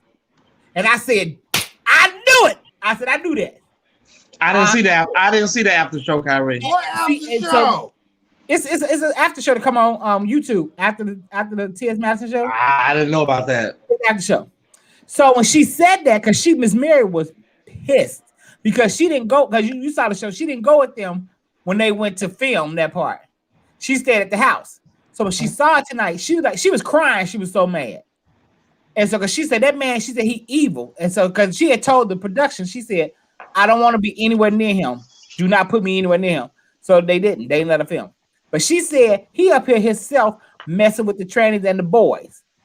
And I said, I knew it because that's the vibe he gave. But Kyrie, I'm gonna tell you something. That's the culture for a lot of people. You know, we're in Florida. Me and London are in Florida. In especially South Miami, that's the culture. Like that little boy who got shot and raped. Baby, that's the culture. You got these little kids out here that's doing anything to make money. Now, me personally, I watched it, I was like, dang. Right. Like, you can't call your daughter, you can't call TS your daughter. Like, this is a whole piece of fish right here looking at you. And he tells him, well, you know what, son? I can try, but Tim, it ain't gonna happen. I'm like, you doing it on purpose. But I love what her friend said. To me, her friend was like, you let him be disrespectful. But T.S. Madison is a Libra true to form. And how a Libra is, what we do is we can rip you verbally to shreds. But if we don't rip you, we'll retreat. It depends on who you are. But see, she won't do it because it's her daddy. And so she retreated back. And that's what ain't nobody used to seeing Madison retreat back. So on the after show, somebody in the comments asked her, do you want a relationship with your father? Because you can see the hurt in her eyes. And so she was like, she was thinking. And then you got Allegra and Chi-Chi telling them, fuck him, fuck him, fuck him. And I say, it's easy for y'all to say that's not your daddy. Because everybody, I don't care what it is, everybody wants a relationship with their parent. I don't care who you are and what they do. You want that relationship. So she wants to make it right. And then she said, Tia ended up saying, she said, she would like it, but she just can't see it happen. She said, but I myself need therapy. But she recognized it, and he does too, because to me, he's self-medicating with the drugs because he have feelings for when he like going with trainers and boys. But I got my son here, and I'm condemning him to hell and calling him a demon. Did you hear the way he was trying to use? He said like something like that, like that's that my convictions. Or he said something. I was like, yeah. She said, you think I'm a demon? He was like, you're possessed. Yes. But what are you? My uncle said that. My uncle said some stuff like that. It's just my feeling on that is I don't want to. It's different when it's your child. Yeah. And I get you can do all that you do, but it hits home when it's your child. And I get the disrespectful part about it, but then on the opposite side, that you came from this man, so if I gave birth to a son, I mean, that's a hard pill to swallow. But here's my thing with that though, Jay. if you did, you helped bring him into the son to the world, but you didn't stick around for the son. You left. And yes, absolutely. But do we know the reasons why he left? I'm not sure. I wasn't there. I don't know why. Well, Miss Tia Mary said he was never in her life. Well, okay, so I can relate to T.S. Madison in terms of your trying to build a relationship with your father. Me and my father don't have no relationship. We don't get along like that. We kind of speak to each other from time to time and may talk to him, but at the same time, I know where it is with my daddy. So after you get to a place when you realize that this is how the person is and this is what you should expect from that person, it'll be much easier to say fuck them. Because at first, I wanted a relationship with my father. You know what I'm saying? I wanted that. But at this point in my life, you missed 30 years. We ain't got nothing to talk about. But what if he came to you and apologized? Huh? What if he came to you and apologized? Now, if he came to me and apologized sincerely, and I know it's a sincere apologize, then we can possibly start working on our relationship. If he does not, that's his loss, not mine. I'm the child, he the parent. But that don't mean that. If you want the relationship, you can't go to him and just talk, have a grown man to man conversation. That's what I'm saying. I've done all of that. I've done all that. I tell everybody, it'll happen. It happened for me. It'll happen for anybody. But my father, what it took for me and mine, I had to cut my father off for 5.5 years. It could have been shorter, but I'm stubborn as hell. So I do have a different story than London, because when I told my mom, I mean, I was grown. I was in my 30s. Like, what you gonna kick me up? I got my own place. Period. Like the fuck. But when me and my dad never got around to having the conversation till it's been years now. Like we talked about this. It's been several years ago, but mind you, I'm grown, and I think it would have been different for him if I transitioned and I was a girl. That wasn't the thing. I said I was gay, right. Same gender loving. But one day, because me and him, we talked about this throughout the years. I was like, kind of picking his brain. And one day, even after I came to him and we talked about it, he finally said to me, he was like, son, no matter what, he said, I'm your father and I love you. Now, me personally, I got a little emotional because my daddy said it out the blue. But see, my situation and somebody else's situation is very different. Right. Because somebody's father rejected them, abandoned them. Mm-hmm. But see, what I've learned through my stuff is everybody's parent is not going to be loving. Everybody's parent is not going to open them with open arms and say, oh, baby, no matter what, I love you. I always knew, because my Uncle Tony told me, my daddy and my uncle, they got the same name, but my Uncle Tony said, Mario, me and your daddy always knew. We knew when you was a little boy, you was a little, look. That little sugar. A little touched. A little sugar bear. A little sugar in your tank. You was a little boy, I was like, Uncle Tony, seriously? He said, And he said, I told you, Daddy, he said, what you gonna do when your son one day come talk to you? And he said, that's my son. He said, I'm gonna have to try to deal with it. He said, but that's my son. You know what I'm saying? And I think some parents, they know how to handle that type of stuff. But it's like, for those of us who go through situations like that, we need to be here for other people who don't have parents and family like that. Because again, everybody does not have an environment like that. Now, me personally, when I went through this, especially in the church, these niggas in the church tried to ostracize me. But I was sitting up here, I was reading the girls left and right every chance I got. I was calling them out because I was like, how you gonna condemn me to hell when I know you? I just saw you going to the hotel room with some other little boy. How you gonna read me and tell me I can't work up in the church when you got all these punks and sisters and faggots on the front row? How you gonna tell me I can't do nothing in church when all y'all up here on the stage, I know y'all screwed. Cause this ain't something I heard. This is something I know. I didn't see the pictures. And so I went through a period of years. Talmad's on here. Talmad's what I'm talking about. I went through a period of years where I was really hurt in the church because I was like, I just want to live my truth. I'm not a hoe. I ain't out here messy. I'm not out here doing it. I just want to just be honest because I never want somebody to use my life against me. Well, you know, that's that lifestyle. It's a said that lifestyle.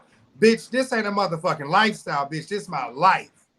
Now going out here eating popcorn and doing certain diets and going on yachts and shit, bitch, that's a goddamn lifestyle. Bitch, you want to go out here go on cruises and shit, that's a motherfucking lifestyle. Bitch, you want to live a life of motherfucking rich and famous, bitch, that's a motherfucking lifestyle. But being gay, trans, bisexual, transsexuals, whatever the fuck you want to call it, bitch, ain't no lifestyle. That's somebody's life. Just like them folks down there in South Miami. Bitch, them folks out there on the motherfucking block, that's their fucking life. That's not a lifestyle. Some folks didn't choose that. That's their way of living and making money. That's their life. Right. But her daddy, he can't respect her, but he can call her up for some money, asking for a truck to buy him a truck.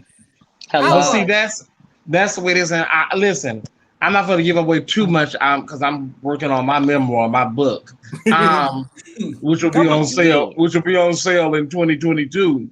But listen, here's the deal. My mother was an alpha female. She was an alpha female. She was so strong that I never missed my father. There are women out there like that. She was so strong, so Harriet Tubman. I never thought about my dad. I never longed for a father. The only time I could even think about saying something about my father, me and my mother got into an argument, and I said, well, I want to go live with my father. And I did that just to get her upset, you know, because I knew how much she loved me. I'm going to say this. I'm going to offer this up to some people, too, because this is very important. A lot of times in the Black family pathology, a lot of times you don't know what has gone on between your mother and your father.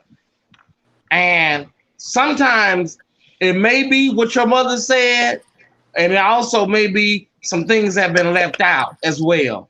So you have to really take that in an account when you're dealing with relationships with your father or an absent parent. Because like a lot of Black women, because of whatever happened in their relationships, they have to shake the spot or move on or go on with their life. They didn't have time to figure out and, you know, move the pieces around. There are a lot of Black women in the comment section right now that have to just get up, get their kids and go. And for whatever reason. But I had a dream about my father like a year ago for the first time in 45 years. Wow. I just had a dream because I never met the man, vaguely know what he looked like. So, but I just had a really in-depth dream out of the blue one night. And I just didn't know what that was about. But I'll just say this, y'all. You have to tell people when they disrespect you while they're disrespecting you. Don't do that to me. That don't feel right. I have a girlfriend. She's trans. They call her by her dead name all the time, her boy name. They call her by their little nickname from the hood all the time. And they do it in front of people. And they love to do it in front of people. And I said the reason they do that is that's to humiliate you. And that is to make you feel bad about your choice or your decision to live in your truth. That's why they do that. They want to humiliate you. So I'll say this to everybody. That's true. I'll say this to everybody. And I'm going to say this too before I close this out. There was a male figure in my life. My mother had a boyfriend. She had a live-in boyfriend for one period of time. And I was so mean to this man, y'all. I was horrible. Looking back on it, Kyrie, I was just mean to this man for no reason. Well, I know the reason. Because, you know, when it's you and your mama for a long time, Kyrie, and then here come this motherfucker, where you come from? But I was mean to him. I was nasty to him. Even when he tried to be that father figure to me. And I saw him, I was shopping on Hollywood Boulevard one day. He was driving the metro buses. And I saw him and I recognized him. He recognized me, although I was older. And he called me by my boy name, my first name. And he was like, how you been? And we exchanged pleasantries, y'all. But you know what? I thought about it after he left. I never apologized to that man. I never apologized to him because I didn't even know what the language was for how I treated him at that time. But I treated him horrible. So there have been opportunities for male figures to show up in our lives, but it's how we treated or approached them when they showed up too. Yes. I'm just saying. I agree with that. I agree. But I was horrible. I was so nice, nasty, and mean. He wanted to take me places and take me and travel and let's do this. No, I just don't like you. I never liked you. I don't like you now. I don't like you then. And it was so unnecessary because I believe he was really genuine. You know, he was really genuine. It's a genuine. I ain't like my mama's her then at the time, her new husband. I was like, nigga, first of all, like you can't talk to me. I got a daddy. Like me and him look just alike. Bitch, he will come down here and whoop your ass too, bitch. So you finna call you daddy, bitch? You lost your. I was like that. And Tice, I can relate. I was very mean, and I mean, we cool now. Like I talk to him, like we cool now. But you know, I think people don't know how to talk to kids when they come into relationships with people. You know, it can be weird, but I feel like this when it comes down to kids.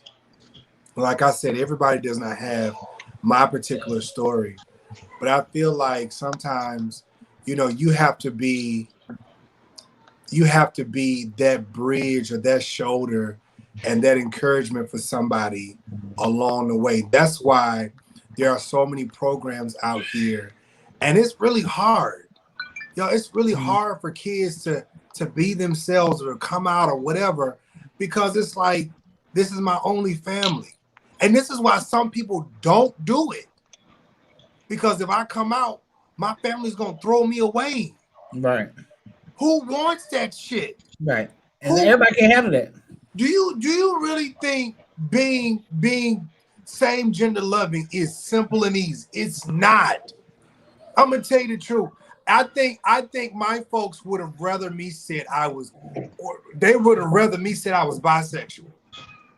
Yeah, because that means there's a doorway to a heterosexual view. So they. Kim Brown say all the time. You ain't gay. You ain't gay. Bitch, yes the fuck I am. Shit. She's talking about, because if you wasn't my family, I'd try to give you something. No, ma'am. Y'all be thinking. But what is that gonna do? And why do people think that? Girl. One of the good parts. Go ahead, Jives. Go ahead. I don't care what y'all do. And I'm at an age now, and don't hold me to this, y'all. I'm at an age now where I'm 36. If I wanted to try some pussy out, I'm grown as a motherfucker. I think I can do that. I'm grown. Bitch, this is my life. I can do what the fuck I want to do. You ain't never had none? No. I'm just being honest. I'm being honest. You ain't missing nothing. You ain't missing nothing, baby. You haven't. I would have never guessed that. I would never guessed that. No, I mean, when I was younger and I was a kid, that's a different story. We all played house. You know what I'm saying? It's overrated. That's kids, but it's overrated, honey. I never would have guessed that. Who else on here ain't never had none? Oh, Jives, Lone Ranger. Okay. Oh, well.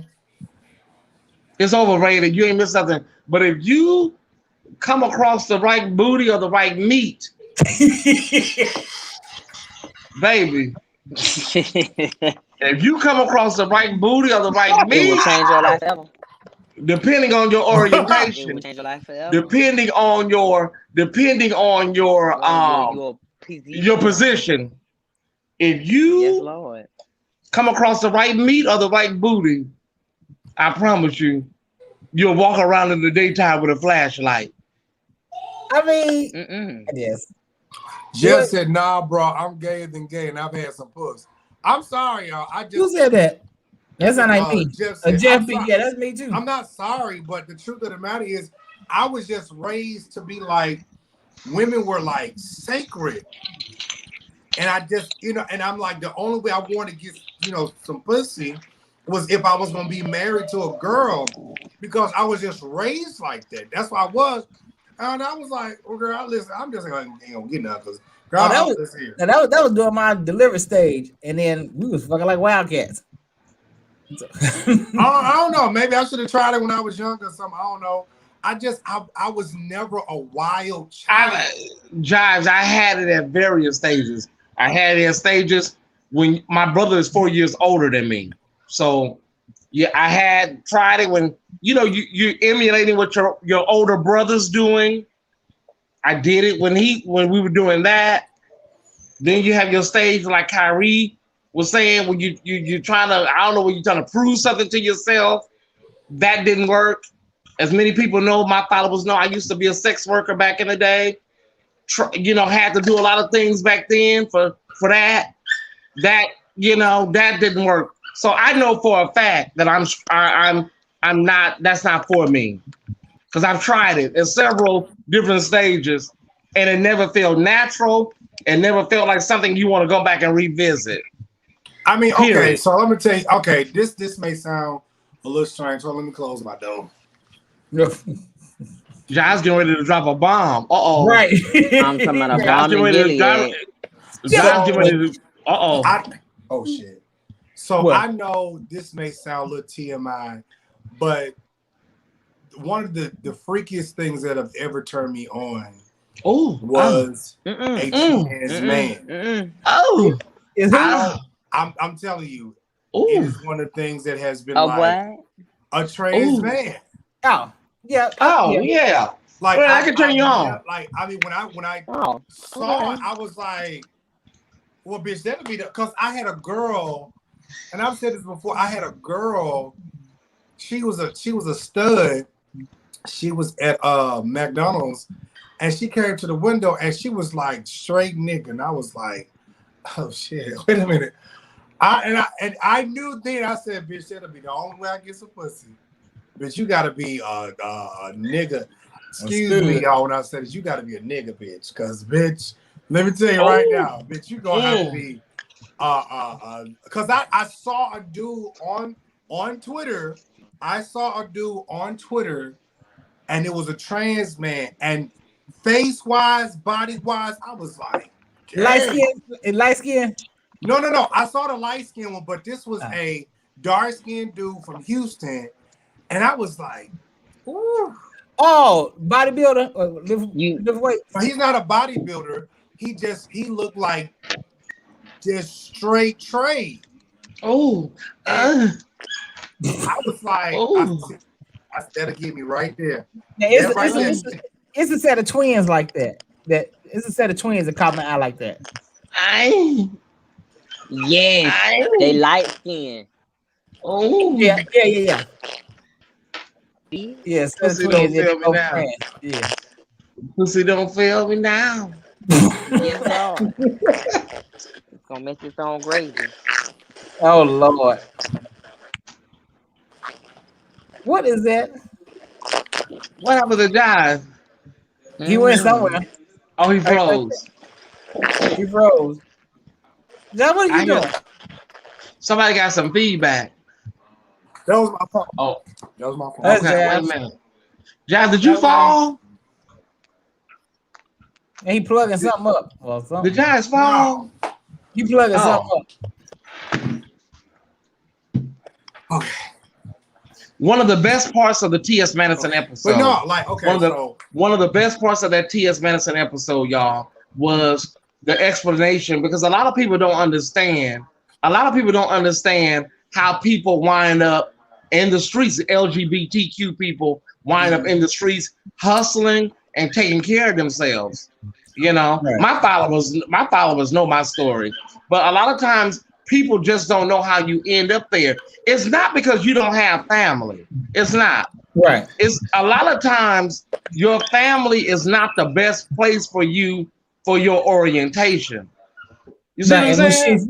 When she explained it, I was just happy to know. I was happy somebody finally said it, because Kyrie, I know a lot of people. I know a lot of gay people. They fake the funk. You know, they're running around. They're ministers. They're pastors. They're in the church. It's like, girl, mama, that's too much work. It's too much work. I can't do it. Just be I'm you. sorry. Right. Just be you. I can't do that. And they would rather do that than to just be honest and open and say, look, this is who I am. Because the truth of the matter is, the people in your life, the people down there at the church, your family, they know your tea already. A lot of them are just waiting for you to say it. Right. I just say there's too much work for Thais. I'm sorry. At 46, girl, I'm not going to run around here with no collars, no robes on. I can't do it. I'm sorry. It's too much. Well, Jay is awful quiet. Are you asleep? Or what is you doing? No, it's just been a long day. I'm sorry. You've been working. You good. I'm gonna tell you like this. I feel, Jay, it's been a long day for me too, because I'm and this is why I really appreciate y'all, because like on days like this, I'm glad that we can do this, because it takes my mind off some of the stupid stuff that I deal with, we all deal with. I think, you know, we try to do these roles and pretend for people. You get tired because you gotta come home. You gotta come home to you. And all that pretending, you know, you come home to the real you. By the time you get home, now I got to deal with who I really am as a person. I got to look at the person in the mirror like, you know, I've been doing this all day long trying to pretend for people, but this ain't really who I am. Right. People have to live their life, you know. And the thing is, it's like for me, like I always said to myself, I was like, what if? What if I never came out? What if I, you know, did like everybody else and pretended and had sex with females and just ran through? I never could do that. That was me. That was me, y'all. I can't speak for y'all or anybody in these comments, but that was me. I can't do it. I couldn't pretend. I got a brother right now, just a fucking idiot. Bitch, you sitting up here. You up here laying up with females and then you got 4 kids, and none of your motherfucking baby mamas like you. I can't live like that, y'all. Right? Like you know, like they used to tell me when I was younger. Oh boy, you didn't got your pickle weight yet. You didn't play with some pussy yet, boy. You didn't get your pickle. What the fuck is a motherfucking pickle? Like the. But see, that's like the JB said. The daddy kept calling TS Tim. I just think that is old school thinking on his part. Yeah. Give him time to come around. My mom didn't like me being gay, but she came around because she loves me, and I've educated and helped her understand a lot of things in our community, and she was willing to learn. People have to be willing to meet you halfway. But see, and that's the difference. First of all, your mother is a woman. Women are more, well, some women are more accepting. He, like you said, he old school. He old school dude, and he ain't been there for her anyway, so he probably ain't trying to hear that. It's going to be a while for him to come around. Plus, he dealing with drugs because he's a drug addict. It's different, but I see what you're saying. I'm glad. But you have to really draw a line in the sand. A line in the sand. I'm approaching my 50th year of life. Every day I get closer and closer to 50. I don't have time at this point in my life to be explaining nothing to nobody in my family. Now I know a lot of the younger girls have more patience and they have more time to explain stuff. People know what they're doing. I understand old school versus new school. And I understand that sometimes it takes a while for people to acclimate to who you are. But girl, Thais, I'm not going to sit up here and play no games with nobody when you know who I am. You know that I'm not playing dress up, because we got a lot of trans girls that are playing dress up, and they're not real trans women. They're just doing it just for the sake of, okay, I'm getting up in drag, low key. But we got some people out here. You know, T.S. Madison is a trans woman. She ain't playing dress up. Respect her as such. It's simple. I understand that you come from a different era. I get it. But at some point, you have to realize either accept her for who she is or stop accepting her cash apps. Right, but it's old school. Old school is an excuse because my daddy was old school. That's but the thing. I didn't even tell. I never told my dad. I never said that. He came to me because he knew, and he, and he said the exact same thing. Jives' daddy said. He said, you my son. I'm going to always love you. So that was that. So you can be old school and still have respect and still be willing to learn. Cause like my ex now, my dad came. He said, "You love that nigga, don't you?" And I just started laughing. I was like, "Yeah, I do." We had a good, honest conversation. But it's like this: just stop accepting the cash apps. You don't need nothing for your truck. You don't need no new tires. You don't need no oil change. My name is Tim. You want to call me Timothy? Don't call me. Call your other sons, the other two boys that was there. Call them. One of them. I'll be Timothy. I'll be Timothy. The one in the blue shirt, right? Exactly. I said the last night. I said, TS ain't the only one. I said, honey, you look a little sweet. I said, TS ain't the only one. That family. The one that was sitting on the far side of the couch. With Mama straight. Yeah, Mama give you straight Noah's Ark episode. Yeah. I called it instantly.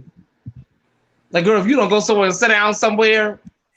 I was like, baby. And then when she said that's not his baby, I said, okay, makes sense. I forgot y'all didn't see the after show. Yeah, that's not his daughter. It's hard, y'all. It's hard. My late sister, my sister Ariel that passed away, her mom referred to her as Tori and my son until Ariel died. Wow. She never got, she tried her best. So I get it. It's hard. But that she never did the changeover. But there are some people, they don't see you as your new self. They see you as, your prior self. And there's some people, it takes time.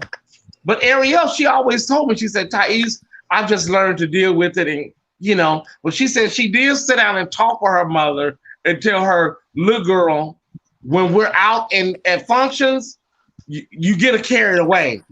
Now, look, if it's me and you, and you call me by my boy name, I'm fine with that. But her mother got a little carried away at family functions.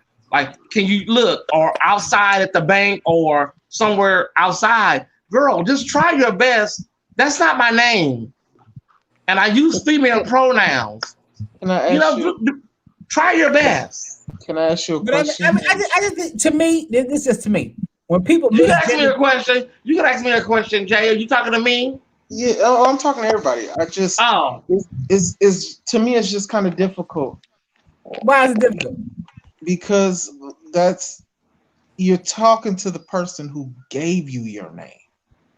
You're talking to the person who, I feel on both ends. I feel that, you got some, it is very hard. It's you got to look at it on both ends. I gave you your name. I gave you life. And now you're expecting me to call you something that you're choosing. And so I feel that, to me, it's kind of a respect level on both ends. No. Because how can you look at your daddy and tell your daddy, call me something totally different than what you made me? So I feel on the father side, I do have some friends who their parents are the only ones allowed to call them by their boy names because they have that respect level for their parents, because you're the one who gave me life, you made me, and they allow that. That's the respect level. To me, anyone who misgenders somebody, to me, it shows arrogance and it shows total disrespect. Because how can you look at your mama and tell your mama, "Oh, you being disrespectful"? I'm from old school. I wish the fuck I would, because I'm grown. But that's the thing. Don't let being grown steal. There's certain things that I steal. There are certain things that I won't do in the presence of my own mother. Yeah, me either. Even But out of respect. if I want to be called Tom the cat, then respect me and call me Tom the cat. Well, but that's the thing. I'm not gonna tell my mama who gave me life to call me something, who gave me my name to call me something else. I disagree. So to me, it shows arrogance and it shows disrespect. Because what you're saying is, I don't respect you enough to grant you what you want. I'm going to do what I want. I'm going to tell you how you this. And to me, that's a spit in the, that's sometimes it can be a spit in the face. No, it could feel, but as a parent, that could feel like a spit in the face. Okay, so let me say this, because I don't want everybody to get heated, because everybody got their thoughts and opinions. No, I'm not heated. I'm just saying on the end, I'm saying on the opposite side, it could still feel like a spit in the face. So here's also another perspective. Here's also another perspective. A lot of people act like this when men marry certain women. It's the same thing. So a lot of times you catch a man who may bring a white girl home. They're going to act the same way. You catch some families because of their certain status, and you bring a certain person home that may not be on that certain status, your family's going to act a certain way. So I get what Jay's saying, and I also get what Kyrie is saying. It's the same thing. When you get a certain age and you decide to do something on your own, I get Jay. You know, you respect your family, but to some degree, your family has to respect your choices and decisions, even as being a heterosexual. Yes, they have to respect you. But see, Jay is on the tip of honor thy mother and thy father, that they may be long upon earth. But here's the thing, here's the scripture that y'all keep forgetting. Fathers, provoke not thy child unto wrath. Nobody ever quotes that. Everybody goes straight to honor thy mother and thy father. Brown sugar, it's not a lifestyle, baby. We already discussed this. But Kyrie, you know that most people, like 80% of the people that dead name their kids and misgender people, 80% of that is weaponized. I would say about 80% of that is weaponized. There's about 20% that just can't never get with it. Old school, they just can't. New school, they say, okay, listen, we'll work with you. But 80% of that is weaponized. It's showing you that you are always going to be Timothy to me. I'm never gonna call you Madison. You're going to be Timothy to me. I've dealt with so many traumatic funerals in my life where we had to not only raise money for my sisters, where we not only had to raise money for our sisters, but we made phone calls to family members and they told us to go ahead and cremate them. Do what you want with them. We don't want the body. We're not coming to pick it up. We also dealt with when they did come get the body, they buried them in suits, buried them. People that lived their lives as women for 15 and 20 years were buried with full suits, just massacring their bodies, shaving their heads. So I think people have to understand it's a little deeper than what people think it is. People are living their lives as trans and women and men, but it's multi-layered as well. And I look at it like me as a gay man. Look, people respect me that I take dicks up my ass. I suck dick. They respect me for that. Do you understand what I'm saying? Yeah. So why can't you understand everybody else's plight? Yes, I suck dick. Yes, I get fucked in my ass. Oh wow. And they respect me. So why can't we respect everybody else's flight? Because it's not. It's uncommon. It's unethical. It's the ultimate black situation where you have to ostracize and demonize something that is weird and that It you ain't just don't black people doing understand. it. It's No, white folks but I'm demonizing saying their is children. it's weaponizes, demonizes everything that you do not want to take time out to understand the person. Fuck name, fuck all that. It's the person at the end of the day. And like I tell people all the time, if you cannot respect me and what I want you to call me, bitch, fuck you. Right Plain now, and okay. Well, simple. I want Brown Sugar said, as a grown person, we shouldn't need validation from anyone. Okay, I can agree with you, but here's the thing: everybody, I'm gonna say it again. Everybody loves their mama or their daddy, and they don't want to disappoint. So, yeah. This is what I did when I came out to my mama. I told her, I said, you did not raise me wrong. This is something that this is what I'm choosing to do. This ain't got shit to do with you. Nothing. Oh, it was a choice. Oh, I didn't choose. No. It wasn't. I was saying it. I know. No. What I was saying it like that to where she wouldn't. She was already feeling some type of way. So I was trying to smooth the situation out. So I wasn't trying to tell her, well, mama, I've been feeling like I wasn't trying to say that. I'm saying, look, this is my choice. This ain't got nothing to do with you. So I'm to the point. I was like, if y'all like it, fuck y'all. I don't have to talk to y'all. I don't have to deal with y'all. I don't have to do none of that with y'all. Because at the end of the day, I'm going to be standing before God by myself. You're not going to be standing with me, nor is my father. So at this point, when people get in their head, the life will be so much better. And now, as far as the whole father calling TS Madison, me personally, I would cuss my head to slap the fuck out about my fucking respect, bro. Like, I don't give a... Yes, I came at your dick and your balls, but bitch, guess what? Your motherfucking funk ass gonna respect me. Again, y'all, London is a different breed. You know what? Jay is so stupid. I can't. Well, I want to ask Jay. So, Jay, if you had a child and they were trans or gay, how would you react? I don't do that. How would you react to your child being gay? No. Listen. Jay, don't answer that. Okay. Don't answer that. I'm gonna tell because Jay has already gave his thoughts and opinions on this, and don't. Okay, scratch it. I'll be like the lawyer in court. Scratch that from the. Let me just say this right here.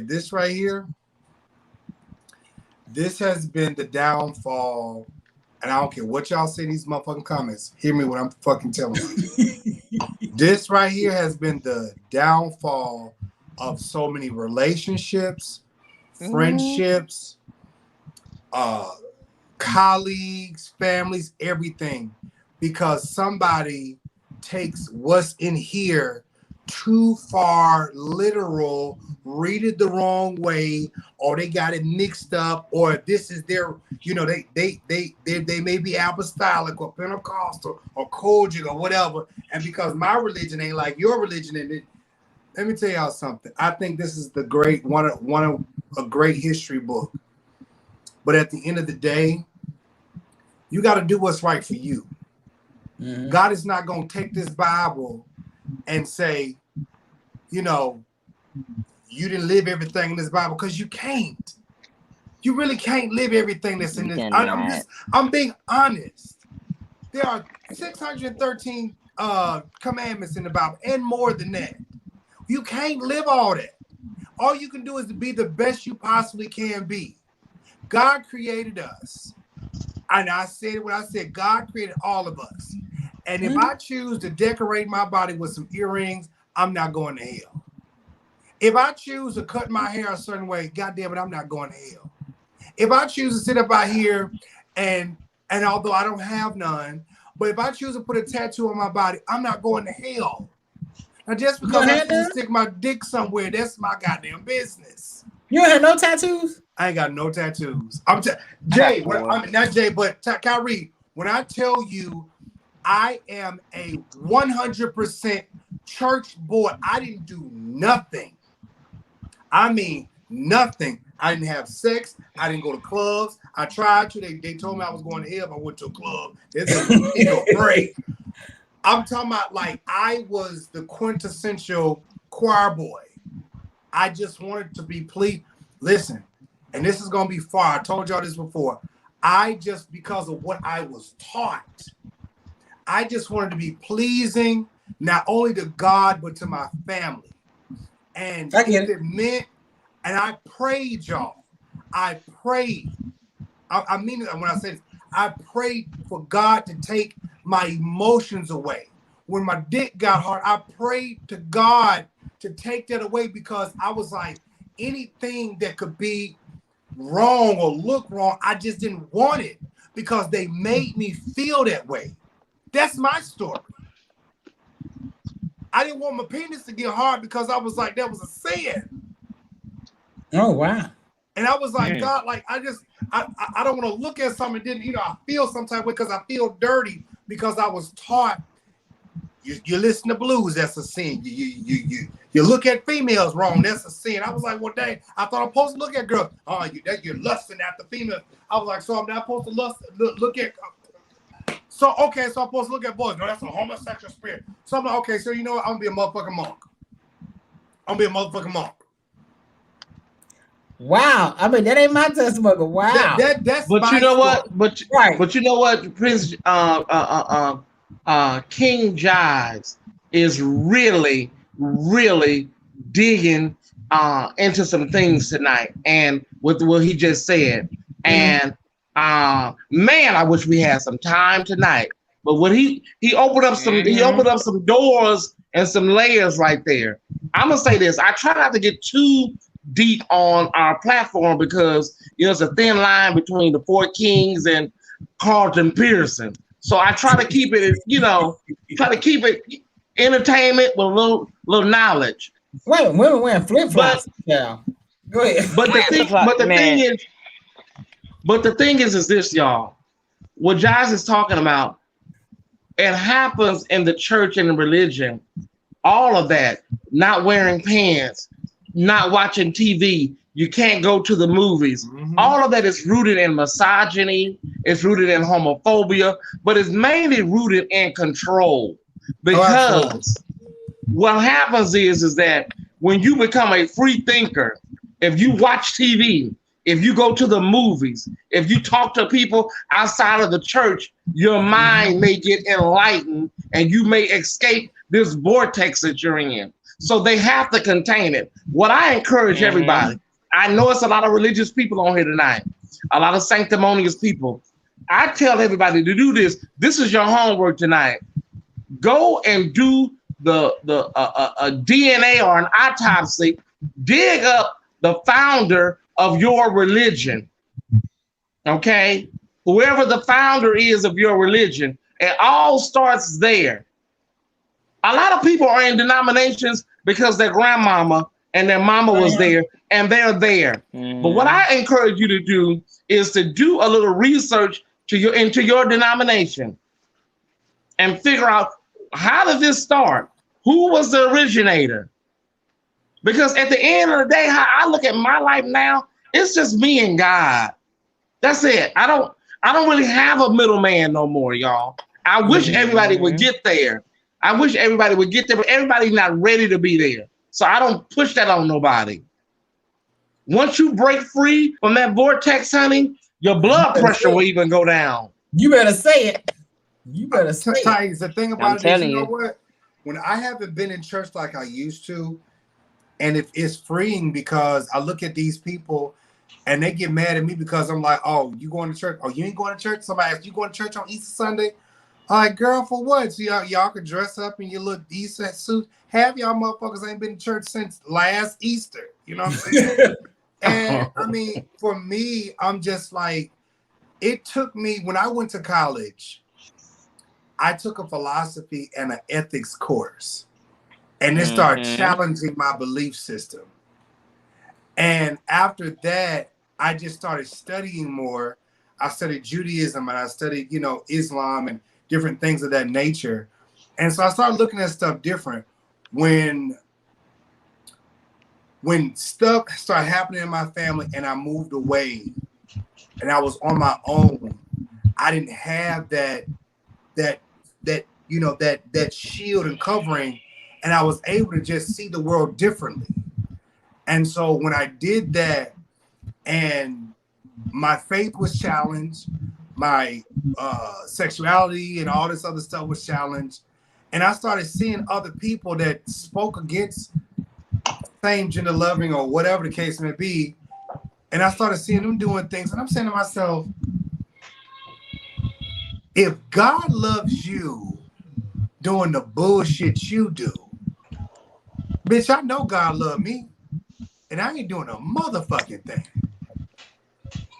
I mean, like, bitch, I beat my meat more than anything. Bitch, y'all out here, y'all married, and y'all sleep around on y'all wives. Like, what? And I'm sitting up here like, and here I am praying hard to just be holy and sanctified. And I know, I'm telling you, this was an issue I had with my pastor. Because I was like, nigga, you want me to stand up in front of the church and tell the church who? And tell the church what? I know you motherfucking lying. Because I was like, you know me and I know you. Not that me and my pastor didn't think, I looked at him like my dad. But I was like, how I'll be damned if you make me stand up in front of the church to testify that I'm gay and all this other stuff. And I know you out here creeping and tipping out on your wife, and you got all these goddamn queens and shit up in the damn church. Like, what? Girl, I wish I would. Because, bitch, if my cousin was sitting in front of the church, and that day that he wanted me to stand up in front of the church, I'm serious.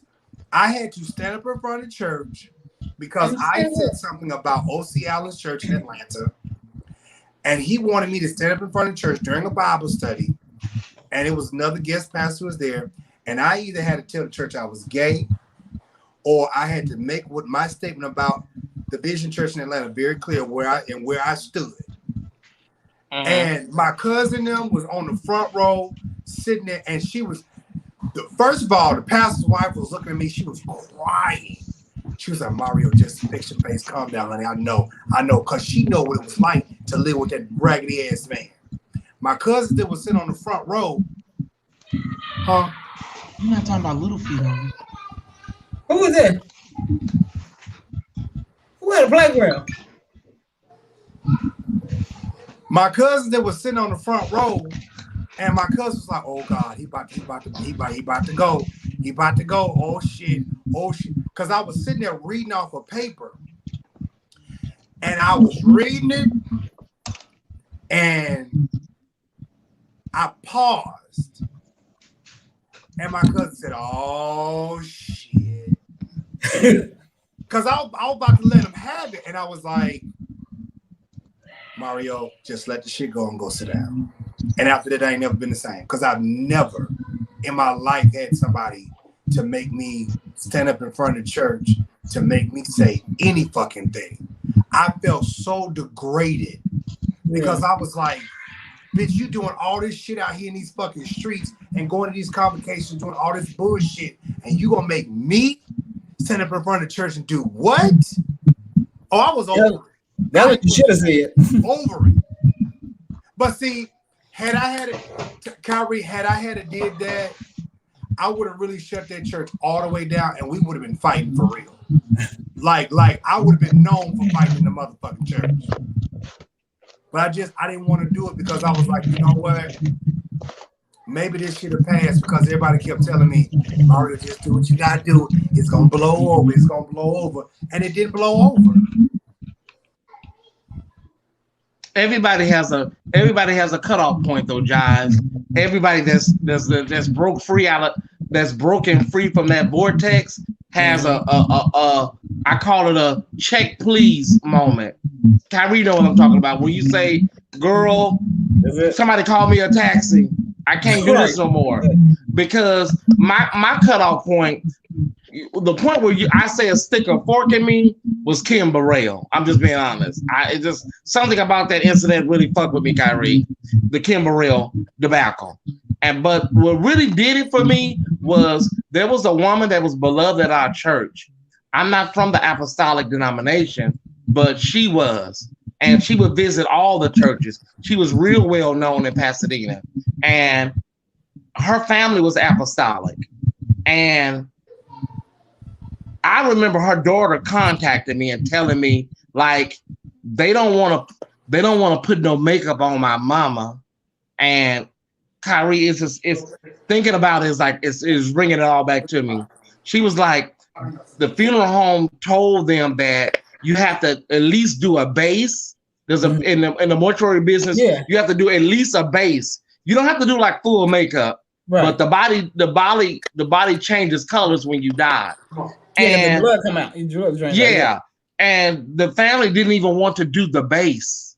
They didn't want to do no makeup. That's just, I mean, it was a diehard apostolic church, and they didn't want no makeup. So you got this beautiful woman that was beloved at all the churches in Pasadena, in this casket, looking a mess, really. And I said, you know what? This is more to this than what people are saying. This religiosity is deeper than what people are saying. It's really at the base of it. It's about control, Kyrie and Jives. Exactly. It's about control, because it wouldn't hurt y'all to let the funeral home put just a little light base on the woman just to even her skin tone out. Yeah. But the apostolic people, no jewelry, no earrings, no makeup. Ooh, you can't even do your hair up a certain way. And then your skirt got to be down to literally to your ankles. Yeah. You know, you can't wear lip gloss. You can't wear lip gloss. Little gloss. But that was my Jives. That was your cutoff point. But that was my cutoff point. I said, not Sister Linda. Yeah, I'm done. Y'all got this. This is too much. This is about control. And the people in the church don't get it. They're comfortable because a lot of them just love passing. They love passing. Well, I mean, I got family members that still go to the church, and they saw the shit I had to go through. And to this day, they're still at their church. They saw the bullshit I had to go through, and I was wrong. I was wrong for feeling that the pastor was wrong. And I'm sitting up here like, I mean, I was like legit hurt. I'm crying. I remember even after that situation, y'all, and Thais, you can go and get ready to collect the offering, King. But I remember even after that, we had a Christmas cantata. I'm gonna make a Netflix series about this shit right here. I'm telling you. I remember during a Christmas cantata after this situation, I had to go decorate the theater, and I had to bring the decorations back. This nigga was at the church. I didn't have no issue with it. I was just trying to go on. I went to the door. The door was locked on the front of the church. This nigga walked past the door, looked at me, and kept walking. I said, see now, God, I'm really motherfucking trying. And I had to call the deacon of the church to come to the church to unlock the door. I said, okay, so bitch, we're really being petty right now. Wow. We're really being petty. And you as my spiritual father, are you trying to fucking teach me a lesson? Like, are you trying to tell me that I shouldn't have vocally said I like Bishop O.C. Allen Church because of what they do in the community, and we don't do a fucking thing at this goddamn church? I was ultimately humiliated, and everybody, no lie, you can ask anybody in Church of God in Christ who Elder Jives is, and they'll motherfucking tell you, yeah, that's that gay ass nigga up there in Minnesota. he came out and shit. No lie, dead serious. That's the gay ass pretty boy up there in Minnesota, you know. But I was ultimately, they tried to humiliate me. They tried to ostracize me. They tried to tear me down. They tried to make me feel like I didn't have no self-worth or anything. And I'm just like, bitch, at the end of the day, give me a minute. Let me build myself back up. Because, bitch, first of all, I ain't ugly. Bitch, I never needed y'all for a goddamn thing. I came from Florida to fucking Minnesota and went to fucking school by my goddamn self. I didn't ask y'all for a goddamn thing. And what's so bad about it is my extended family, they loved me, but when it came down to this goddamn man, they treated me like shit. And them themselves went through garbage at their church too, and they're still there. Like God is working that church. It's in them. Church home. Because it's in them, and they feel they can't leave. Yeah. Jay, you trying to talk your mic on mute? Yeah, you mute. It's rough. You mute. Take it from the top.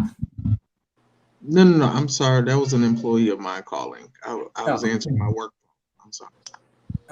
It's rough, but the church, and listen, it's gonna roll on, y'all.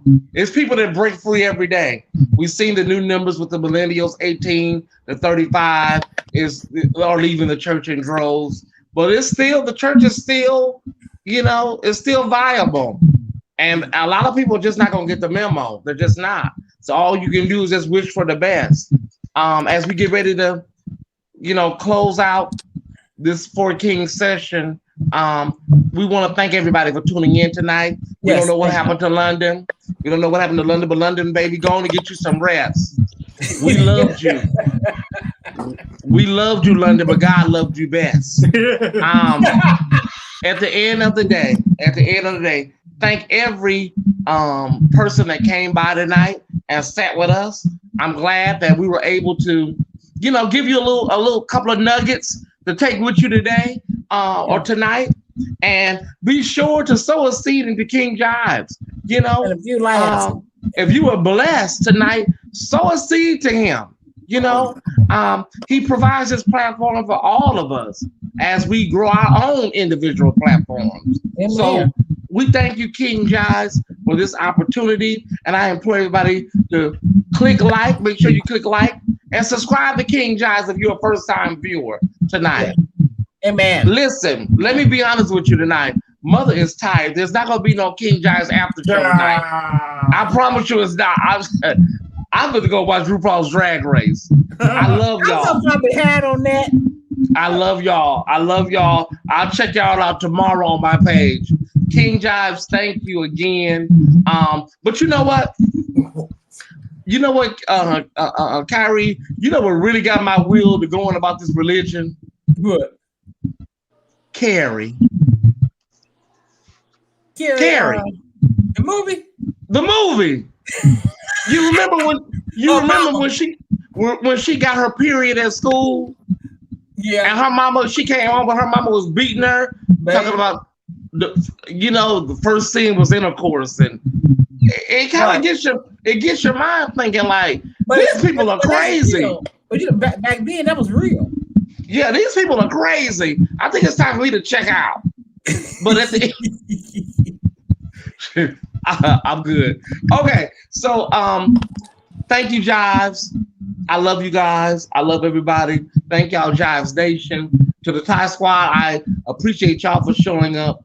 My name is Thais Jackson. I can be found on Facebook at Thais Jackson. You can send me a friend request, period.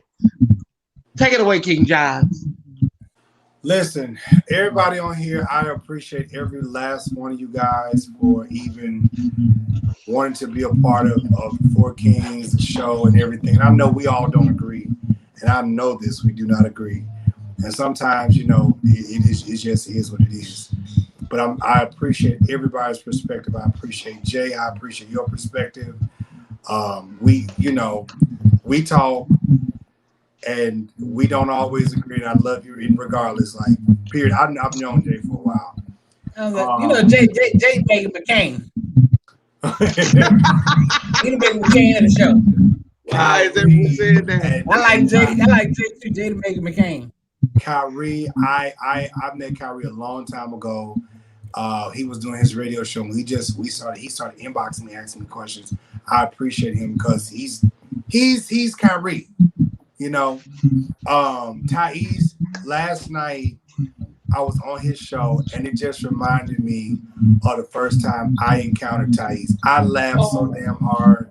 It was ridiculous. I said, now this is the reason why I started fucking with Thais.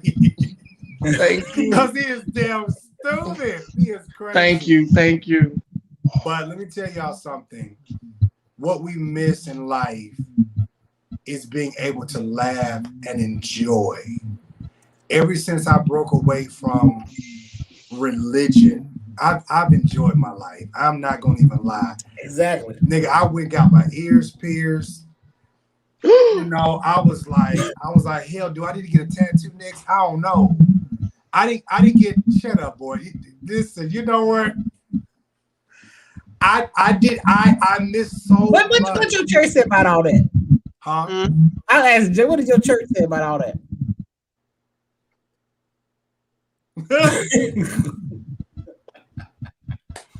But I'm gonna tell y'all this. I can give two fucks about it, and I don't care. And what they gonna say? They can kiss my ass and suck my dick from the back. I hope they ain't listening.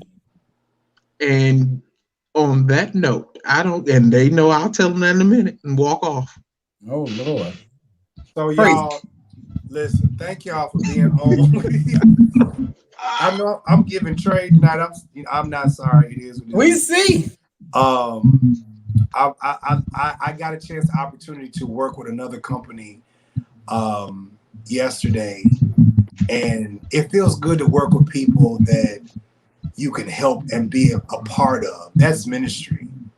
You know what I'm saying? Being able to touch lives of people when you're not there. You're not sleeping on the corner. You're not sleeping up under a bridge. You're not an LGBT same gender loving person, and you're not out here, you know, begging somebody for $1. You're baby. That's, to me, I thank God. I thank the Creator, the Master, whoever that nigga is. I thank him. Oh Mario, I can't believe you said whoever he is. I thank him because it could have went another way, and I don't have that testimony, and I'm forever grateful. So, anyways. Appreciate y'all. I may peek in on my page about 3 minutes. 3.